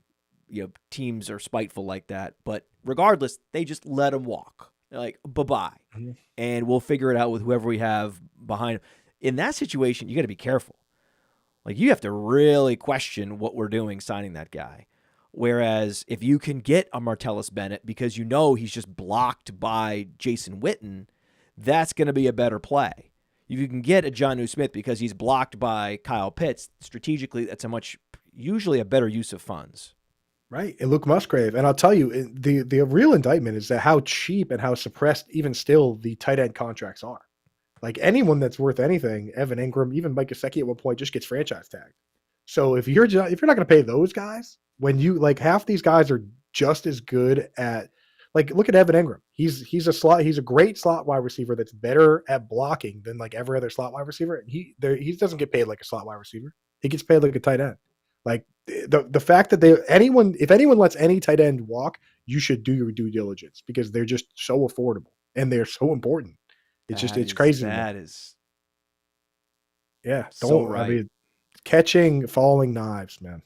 That is so right. And there's a chance that someone gets Luke Musgrave. Trade for Luke Musgrave right now if you're out there listening. Yeah, it gets Luke Musgrave for not just dynasty gamers, like GMs, NFL teams should be banging down those doors for Isaiah Likely and Luke Musgrave and like these, and just say, hey, you're not using this guy. Like, please, can we have him? Charlie Kohler, I don't even care. Like, you know what I mean? Like, go down the depth chart on some of these teams and say, hey, you're not using this guy. Can we have him? Because especially if the starting tight end is really good. The Browns have held on to David Njoku this whole time. Is he the number one receiver in Cleveland, or is it Jerry Jeudy? It's probably or is it going to be someone else? Is it Player X in 2025? Oh, the chat's probably, they want me to say Cedric Tillman, but I won't. I can't do it. I think Cedric Tillman came on. I think that that you got to be happy with what you're getting out of that. Again, you can't give up on those guys, just like folks that gave up on third-round pick Nico Collins because he didn't have the right person throwing the ball and the right setup. He was terrible for 2 years, and now he's awesome. Like, you hang on to those guys, but I think Jeudy has shown kind of what we were hoping to see from him. And with the right quarterback, he can be a good player. And the crazy thing about the whole situation is that even before like his crazy breakout games, you know, Steve Smith was dogging him for a long time. I know he apologized, but like Jerry Jeudy's only 25.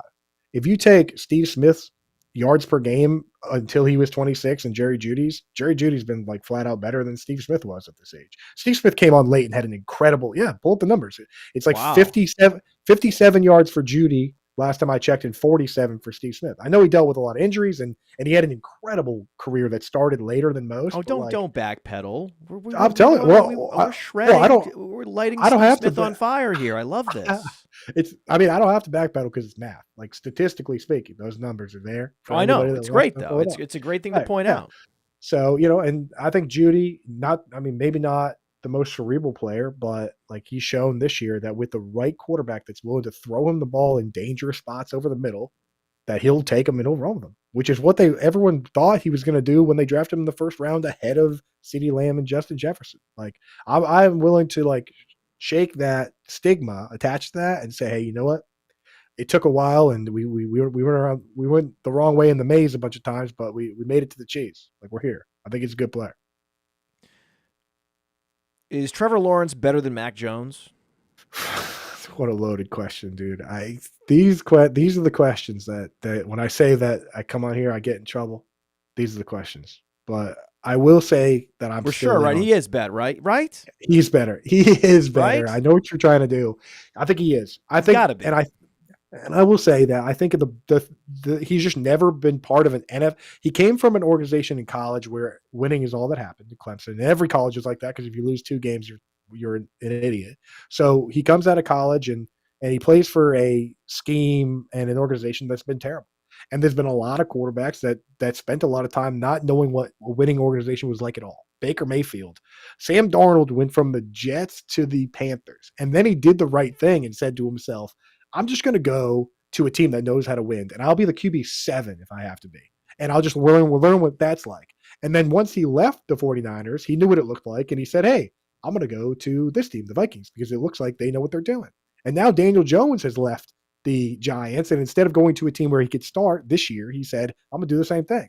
And I think that Trevor Lawrence, just at this stage, I'm not going to throw him away because I think that the Jaguars, from the moment they signed Urban Meyer up until now, even with Doug Peterson, have just not been a winning club.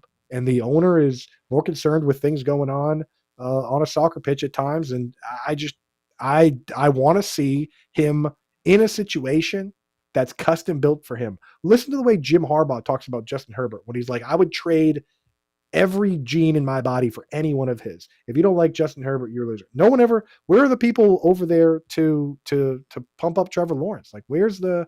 He just has no support. So I'm backing him. I'm backing Trevor Lawrence over Mac Jones. I'm not falling for your tricks. Me too. Okay, good. You were Pretty sure. See, these are tricks, dude.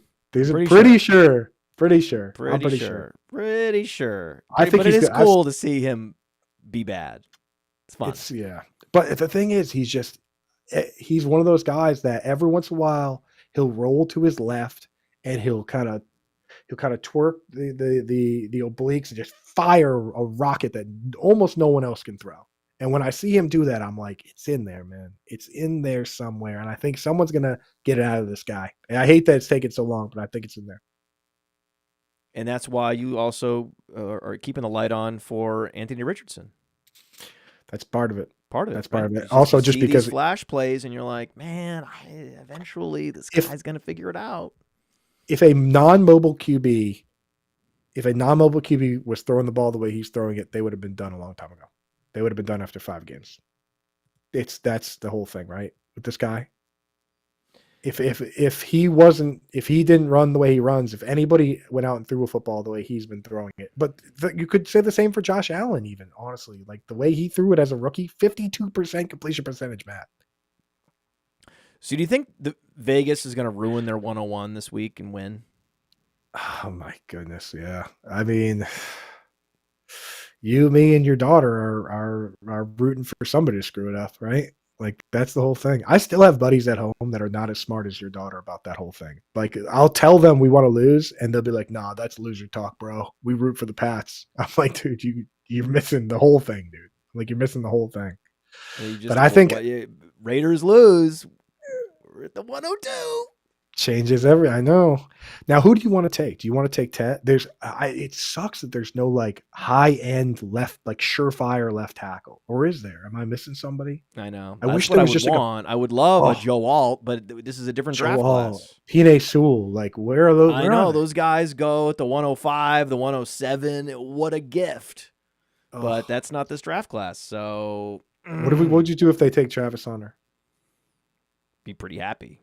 Yeah, he's pretty awesome. He'd be playing corner though. Anytime you have the Otani of football, I mean that's pretty amazing. I mean he could do wherever you want to put him, and he'll be an incredible asset. I'd like to see him switch to wide receiver and just see how good he can be. That would be kind of cool. Yeah, play both, just whatever. The jersey sale, if they let him play both at all, the jersey sales would be insanity. Could he play? Because slot corner is a lot easier to play.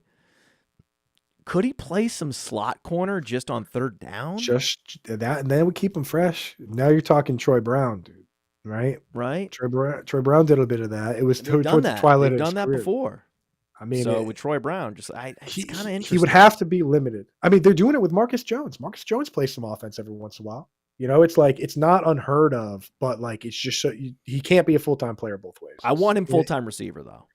Yeah, obviously that would be. We're fantasy football guys, Matt. Like that would be super cool. We of course we want him full-time receiver. Of course we do. Yeah, they should just take anybody that's awesome enough and let them try. You know, like what's Sauce Gardner? Throw him out there. You know, it's like for me, fantasy football, whatever's best for fantasy football is what I want.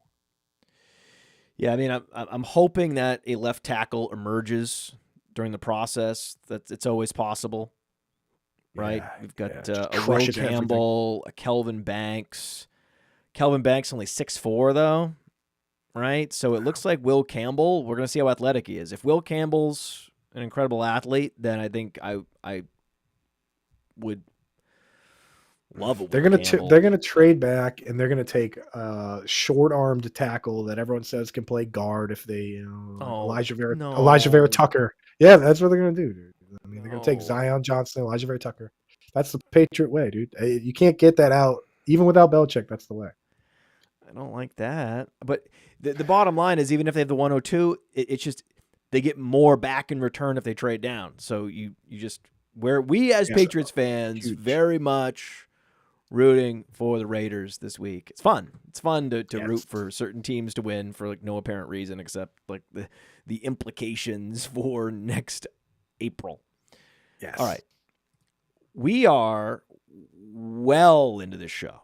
I mean, we've been talking for a good hour and a half, and we're going to keep talking because I have 10 burning questions for Andrew Cooper. We're going to get into it after this.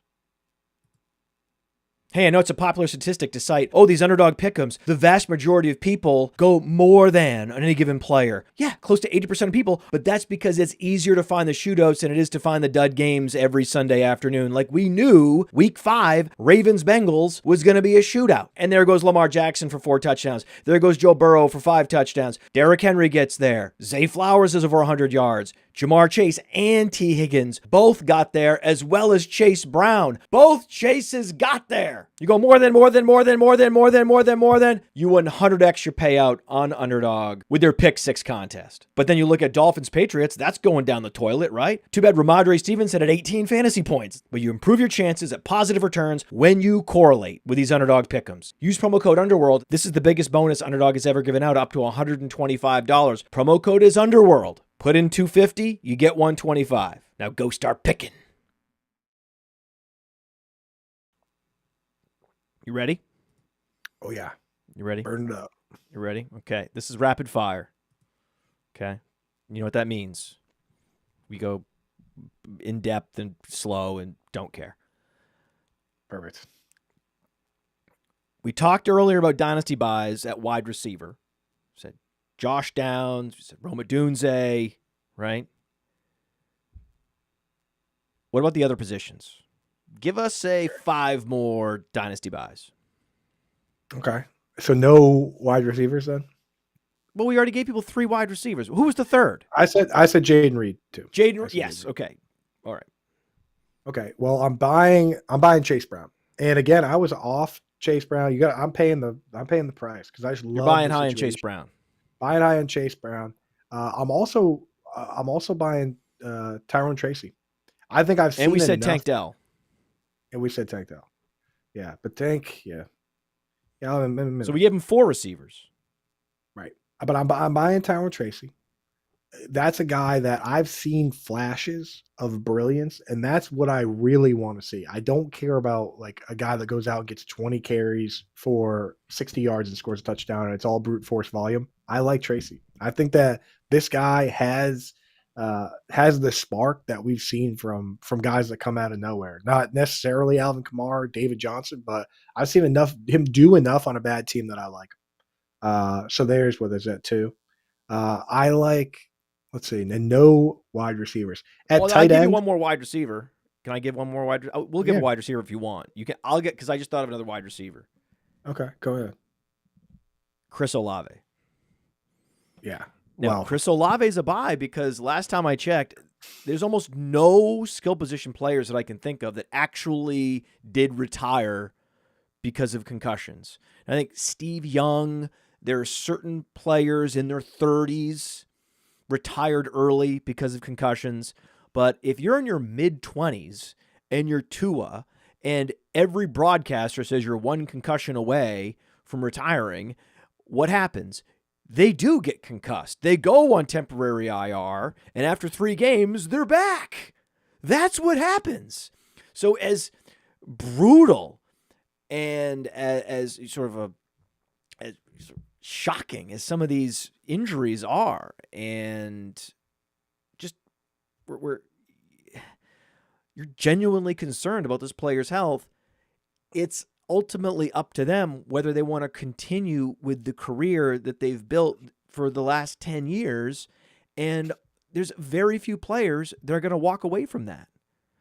And it would be incredibly rare.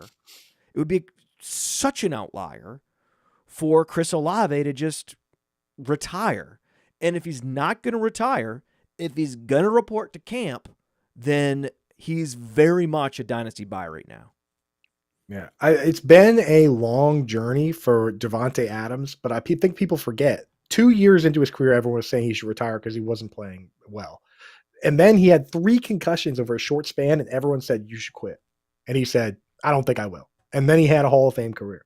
Everyone told Brandon Cooks to retire because he had a ton of concussions. And he said, I don't think I will. Well, everyone those ones were bad where he took huge hits. his body went up in the air, and then he landed, and then he was twitching. Yes. Brandon Cooks. And Brandon he Cooks did not retire. Jordan Reed, they said retired. Jordan Reed kept playing until he had to have bones removed from his feet, and then he said he would retire. It wasn't concussions. That's These right. Guys, Jordan Reed's a great example. I've what looked, a great pull. And they've said, and again, I'm not a neurologist, but they've said that when you get a concussion, you are at risk short term of an additional concussion. But they say that, like many other injuries, if you let it, and again, this is from an article on to from neurologists talking about this discussion, that if you let it heal completely, you're not necessarily at risk of additional concussions. It's play style will put you at risk, but it's not like it's not like a hamstring or something where there's like something still there, and now you're going to get into another concussion because you're going to re-injure that part of the bruise you had. It's just, it's one of those things where, to me, it's such a player decision thing that I'm with you. I'm going to go there with it. And just to wrap up wide receiver, I'll say I'm buying on pretty much, honestly, kind of all the Packers wide receivers. I view that situation like the 2011 or so Steelers, where they had Antonio Brown, and Antonio Brown didn't even play because they had Mike Wallace and Emmanuel Sanders and Antoine Randall and Hines Ward. They had everybody. And then when it was time to pay people, guys left. Emmanuel Sanders was the top 5 wide receiver in 2014 with the Broncos. Mike Wallace caught 10 touchdowns with the Dolphins. He was good whenever he felt like playing. Like, once it's time to pay these guys, they're going to go in different directions, and I think they can all be pretty good. So I think that I'm trying to buy Packers now before the band gets broken up, because all these guys are on rookie contracts. You and I talked about it on this show. I think it was it earlier? It was way earlier this year, where the combined wide receivers, their cap hit, and the tight ends is less than just the cap hit for Allen Lazard this year. That was the show where we talked that, right? I want to say. But like, I'm buying those guys just to get a piece of it, to see what happens when these guys all break off and they can be full-time wide receivers. So that's a bundle there.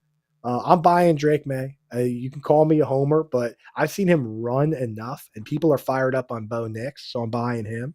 I'll throw out a couple tight ends too. One guy I'm in on, and again, he kind of does need to go the Zach Ertz route and get a lot of targets, but I like what I've seen from Jatavian Sanders. I don't know about you. This guy, I love his hands. I love his route running. He needs to be a top 2 target on his team. This will not be a George Kittle, Jonnu Smith situation where he can do more with less. He needs to be a top 2 target. But when that arises, I think this guy is good enough to get it done. So I'm buying him.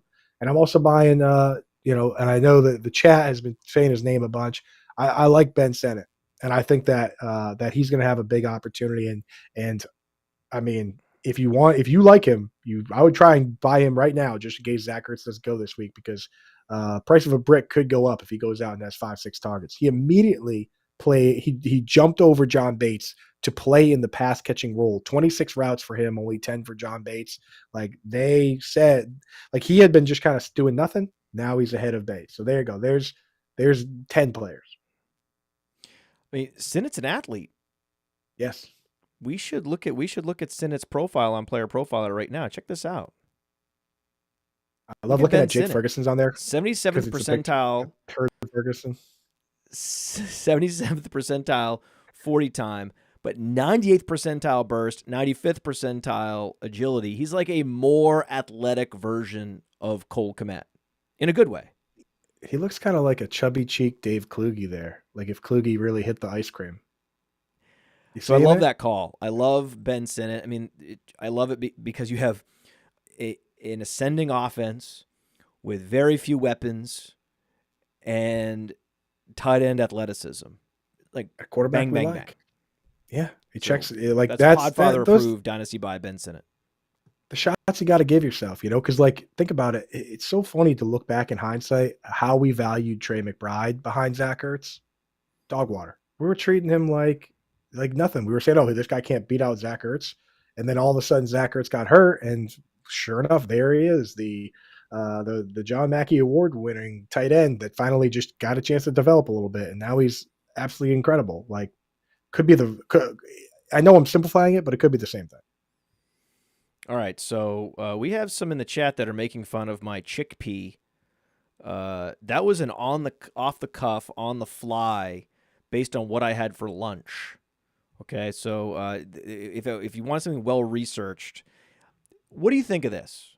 There was a lot of Okay, pressure here. what do you think of this? We talk about like if you want something healthy, this again, clean eating, high protein, low fat sauce, like something to put on meat, something to put on most things, any bowl, right? Any of these quick serve bowls. I like to mix a creamy hummus with sriracha. So you spoon out some hummus, and then you psh the sriracha in there, and then I mix it all up. And so I make my own sriracha flavored hummus, and there's almost no saturated fat in that particular, and it's a lot of protein, and it's delicious. So Chat, I wanted to what stick with chickpeas, right? We have to stick with chickpeas. That's what hummus is made of. So we're sticking with the chickpeas, but I'm doubling down, and I'm going into another direction with the chickpeas and hoping that will satiate the audience. chat, when will you ever learn? You complain about chickpeas, you're gonna get another full minute to 2 minutes of chickpeas on the show. So That's just how it works. you guys, when are you gonna learn? I think I'm going to Guys? go in another And I love direction. that. I do that Nice. same thing, honestly, but I use like this like crazy hot sauce that I have when I do the hummus, man, and just turn it into something that's painful. Hot You know, sauce with hummus. That's okay. That's yeah, what we got. it's That's the killer. best we can do. Fight me. We're back. We're Fight back. me. Okay. Yep. Michael Penix. Thoughts?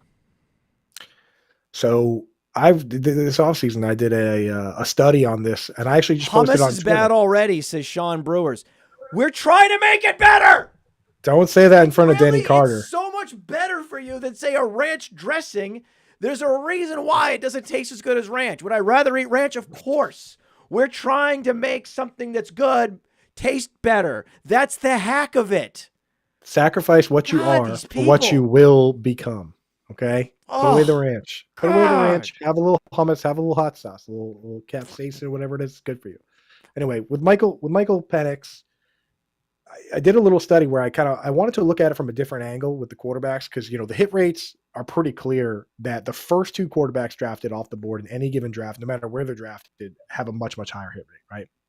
I wanted to look at the rest of the quarterbacks though, the third, fourth, fifth, and sixth quarterbacks drafted off the board, and what I found, couple things that kind of jumped out. One, incredibly rare for the third or fourth quarterback to hit when the first two guys don't. You have to go all the way back to 1991 Brett Favre to find a QB3 off the board where neither of the first two quarterbacks drafted never had a wide receiver a QB1 season at any point, right?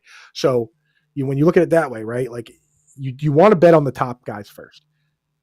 When you dig deep into the data on when guys in the fourth and fifth and sixth QBs hit, it matches up with what our mind's telling us, which is the strength of the overall class.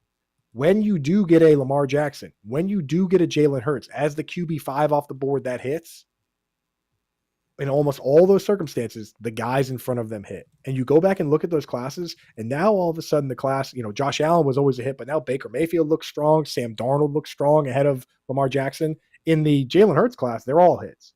Burrow, Tua, Herbert, the whole deal all the way down. In this class, I think we got a lot of hits. I like these players. I think Caleb Williams has a shot, obviously, still. Jaden Daniels, I think is good. Bo Nix, I think is good. Drake May, I think is good. That has me very interested in acquiring Michael Penix and has me interested in acquiring JJ McCarthy because I think that in another class, maybe these are the QB ones or twos. We might just have one of those ones, one of those great classes like Peyton Manning and and Phillip Rivers and the whole, or Eli Manning and Phillip Rivers and the whole gang. So I'm in on just on that alone. I'm in. He's bookended, bracketed by great quarterbacks. You've got Jaden Daniels on one side, you got Bo Nix on the other. Michael Penix. It's good. Also, his wide receivers aren't really popping in the NFL. I'm starting to wonder if maybe they just had a really good quarterback. They've been good. Mm-hmm. They've been, but all Jalen three being Jalen Polk this year has made me like Michael Penix even more. I can't believe Jalen Polk has been one of the more irrelevant second-round wide receivers of my lifetime.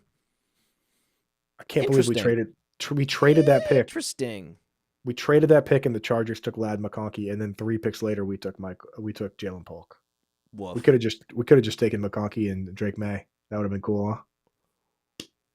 Who was that? Who was that receiver? He went to like Central Michigan. Antonio Brown? No. Yeah, right. Central Michigan, Western Michigan, and he was a second round pick by the Seahawks. Central Western Michigan. It was like a small Michigan school, and D Eskridge? it was Dwayne Eskridge. Yo. Dwayne Eskridge level boy. Second round bust. When I think of second round bust, I think of Dwayne Eskridge because there are players like, if you think back to players like, go back to like Paul Richardson.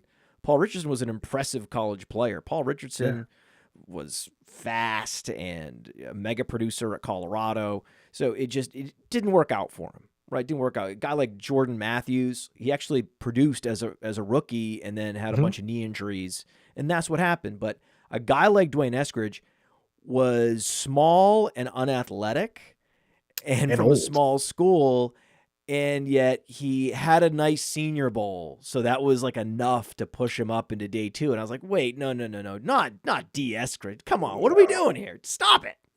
And he was like 24. Like he's already like 26. He was old. It was terrible. Old. It was like a Dexter McCluster type player. Right. And I was like, this is a 6th round pick. This is what 6th round picks look like. He has some special teams juice. I'm rooting for Jalen Polk. I've seen him make some great catches. It's just like clearly an attitude thing. Here's what makes it even worse, Matt. Here's what makes it even worse. And when I say our, because we're at heart Patriots fans, our wide receiver coach is Tyler Hughes, and he came over from Washington, from the Washington Huskies. He was an offensive advisor there. So we brought in this wide receiver coach, and he goes, I got just the guy. Don't draft Ladd McConkey. Trade out of the Ladd McConkey spot. We're going to take my guy that played for my team in Washington, and he can't even get him onto the field. The guy that chooses what wide receivers play is not putting his guy in the game. No. What in the world, Matt? Talk about all-time fuck-ups, bro. I'm never going to tell my daughter about this whole Ladd McConkey thing. I'm never going to tell her. She can live her whole life and never know. That's the beauty of it. That's the beauty. You have to clip. Right. You have to edit this out in case she listens. Rapid fire. Oh, she doesn't listen. We've been doing a good job of that. Who's next year's Chase Brown? Next year's Chris Brown. Next year's Chase Brown. Tajay Spears. I like his. A lot of the metrics are there. The burst is there. Need the opportunity. Need a better offense. Really? I think it's entirely possible. If you're looking for a guy who's on the back burner that has solid metrics that could take a step forward in a bigger role, I think that's one of those guys. That I mean, you're asking me to pick a guy that's going to go at 80. What was ADP on Chase Brown? Like RB 40, RB 36. I want to say 11th round. Yeah, like if you're asking me for somebody in that range, I mean, yeah, maybe Spears will go later. Probably. Yeah, and I think it's an even later Chase Brown could be Tyron Spears. Tyrone Tracy, another guy that I said I like. You've been making faces every time I say his name. So no, I like Tyrone Tracy. Whoa! Okay. I like Tyrone. Earlier, Tracy. I said his name and you hit me with no. It wasn't him. No, it was Marshawn Lloyd. I made a face. Okay, yeah. It was Marshawn Lloyd. No. Don't put that on me. Well, the thing is, when you say the next Chase Brown, it's kind of hard because I can't like Tyrone Tracy is the starting running back. What about Kamani Vidal? Kamani Vidal, I love the fact that he played 67% of the snaps. Obviously, Gus Bus has been out of gas. Ben had been out. What about gas. this week for Kamani Vidal? Why not? I mean, last week he played so many snaps, but he got scripted on the field last week. We know that. Very weird. Yeah, no touch, like 6 touches total. I think this is the week where we'll see a little bit of the Kamani code. I'm excited. I'm hoping that he gets. I'm hoping he gets his looks here because it'll be nice. All right, rapid fire. Okay, we got to get more into rapid fire mode. Just a little bit more. Fine. Rico Dowdle, did he earn a role next year? Yes, because they don't have any money. And I think there's a chance the Cowboys have more conviction in 0 RB than any fantasy gamer. It's probably smart. It's possible. It's very possible. We will look up and Rico Dowdle dances between raindrops in the NFL draft. That's a thing that could happen. And Get ready. And even if they draft one, betting on or against rookies has always been one of the best ways to create leverage. If you bet on Chris Carson against Rashad Penny, it works. Where do you want T. Higgins to land? You can't say the Patriots. Okay. For fantasy value, somewhere like the Chargers, but for my love of chaos, I would love for him to go to like the Lions to be their split end across from Jameson Williams and Amon-Ra in the slot and Laporta. It'd be horrible for fantasy, but it would just be perfect offense. It would be. That's the only thing they need. If they added stocked. Big split end. I think they have some cap space too. If they had a big split end, they'll have the perfect offense, and it would be a nightmare for fantasy. Oh my, that's so right. Oh my God, that's so right. I don't want it, but I kind of do. Thinking. They're hitting you in the chat with our promo code chickpeas. T. Higgins to go. It would be nice to have him on the Falcons. Ooh, yeah. Because they've been playing Kyle Pitts at X. And I think Kyle Pitts is cool at X. I think it's fine. But to have Kyle Pitts play more of a traditional tight end role, and they can keep Drake London in the slot, the big slot receiver in Drake London, you still have Darnell Mooney playing Z. It's not crazy because you have London still on a rookie contract. You have a rookie quarterback on a second-year contract, or you have a second-year quarterback on a rookie contract. Right.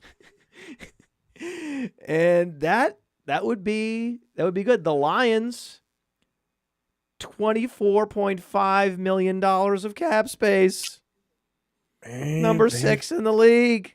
They could swing it, man. They could swing that would T. be Higgins is the thing that could happen. Perfect offense. The one piece they could use.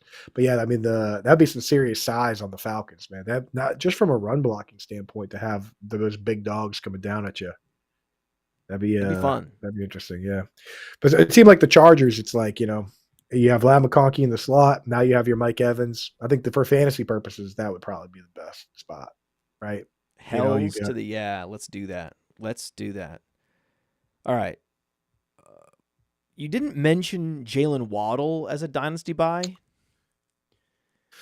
Is he a good buy maybe in best ball if you don't want him for his career, maybe just next year? Or the thing is, that's one of the guys I got to give a disclaimer on and just say that I do have some trutherism to this player. I do like Jalen Waddle and Kyle Pitts. Hard for me to shake my bias. I like him. I like him too much. Back to back 1,000-yard seasons. Like, it's just like some of these players are just like they get it done in real life at the end of the day. Like Najee Harris, back to back 1,000-yard seasons, and we're like, don't like him. But like, I think Waddle in the right situation. I mean, he could have another monster season. I'm biased. I mean, I know the roster watch guys, and they go watch camp, and Byron Lambert told me, he's like, Jalen Waddle is a sports car. Jalen Waddle was more impressive to me than Tyreek Hill when I was at camp. It's like, he's always kind of hurt. He's always just kind of hurt. Like, and I just feel like I've never seen like a fully healthy, fully unleashed Waddle. I don't want to see it. I'm a sucker. We're suckers. We're suckers for Waddle. That's just it. He even has the draft capital. Like, he has everything. Dude, you don't gotta tell me, man. I prefaced it by saying that I'm incapable of being unbiased about this player. So. And I'm always gonna fade Alabama receivers, right? I mean, even Jameson Williams, right? Jameson Williams flamed out at Alabama. How the hell could I like him, right? So it's very difficult. It's a high bar for an Alabama receiver, but I'm in on Jalen Waddle. Still in. Never quite all the way in on Amari Cooper, talking myself into him only when he was going in the 6th round. There's some years he's a 6th rounder, some years he's a 4th rounder, some years he's a 6th rounder, some years 4th round. When he's a 4th rounder, sometimes leaking into the 3rd, it's never a good deal. It's always a good deal if you can get him in the 5th, 6th round, 7th round sometimes. That's been the history of Amari Cooper. When you start him, he sucks. When you bench him, it's always the same. It's always the same story with him. That's him. Now he's 30, and I talked myself into this being good for his fantasy stock to go to Buffalo. I thought it was a good skill match. I thought it was what Josh Allen could use, and then just I don't nothing. get it. Why he can't even play more than 50% of the snaps? Does he not know the plays? I mean, There's something wrong.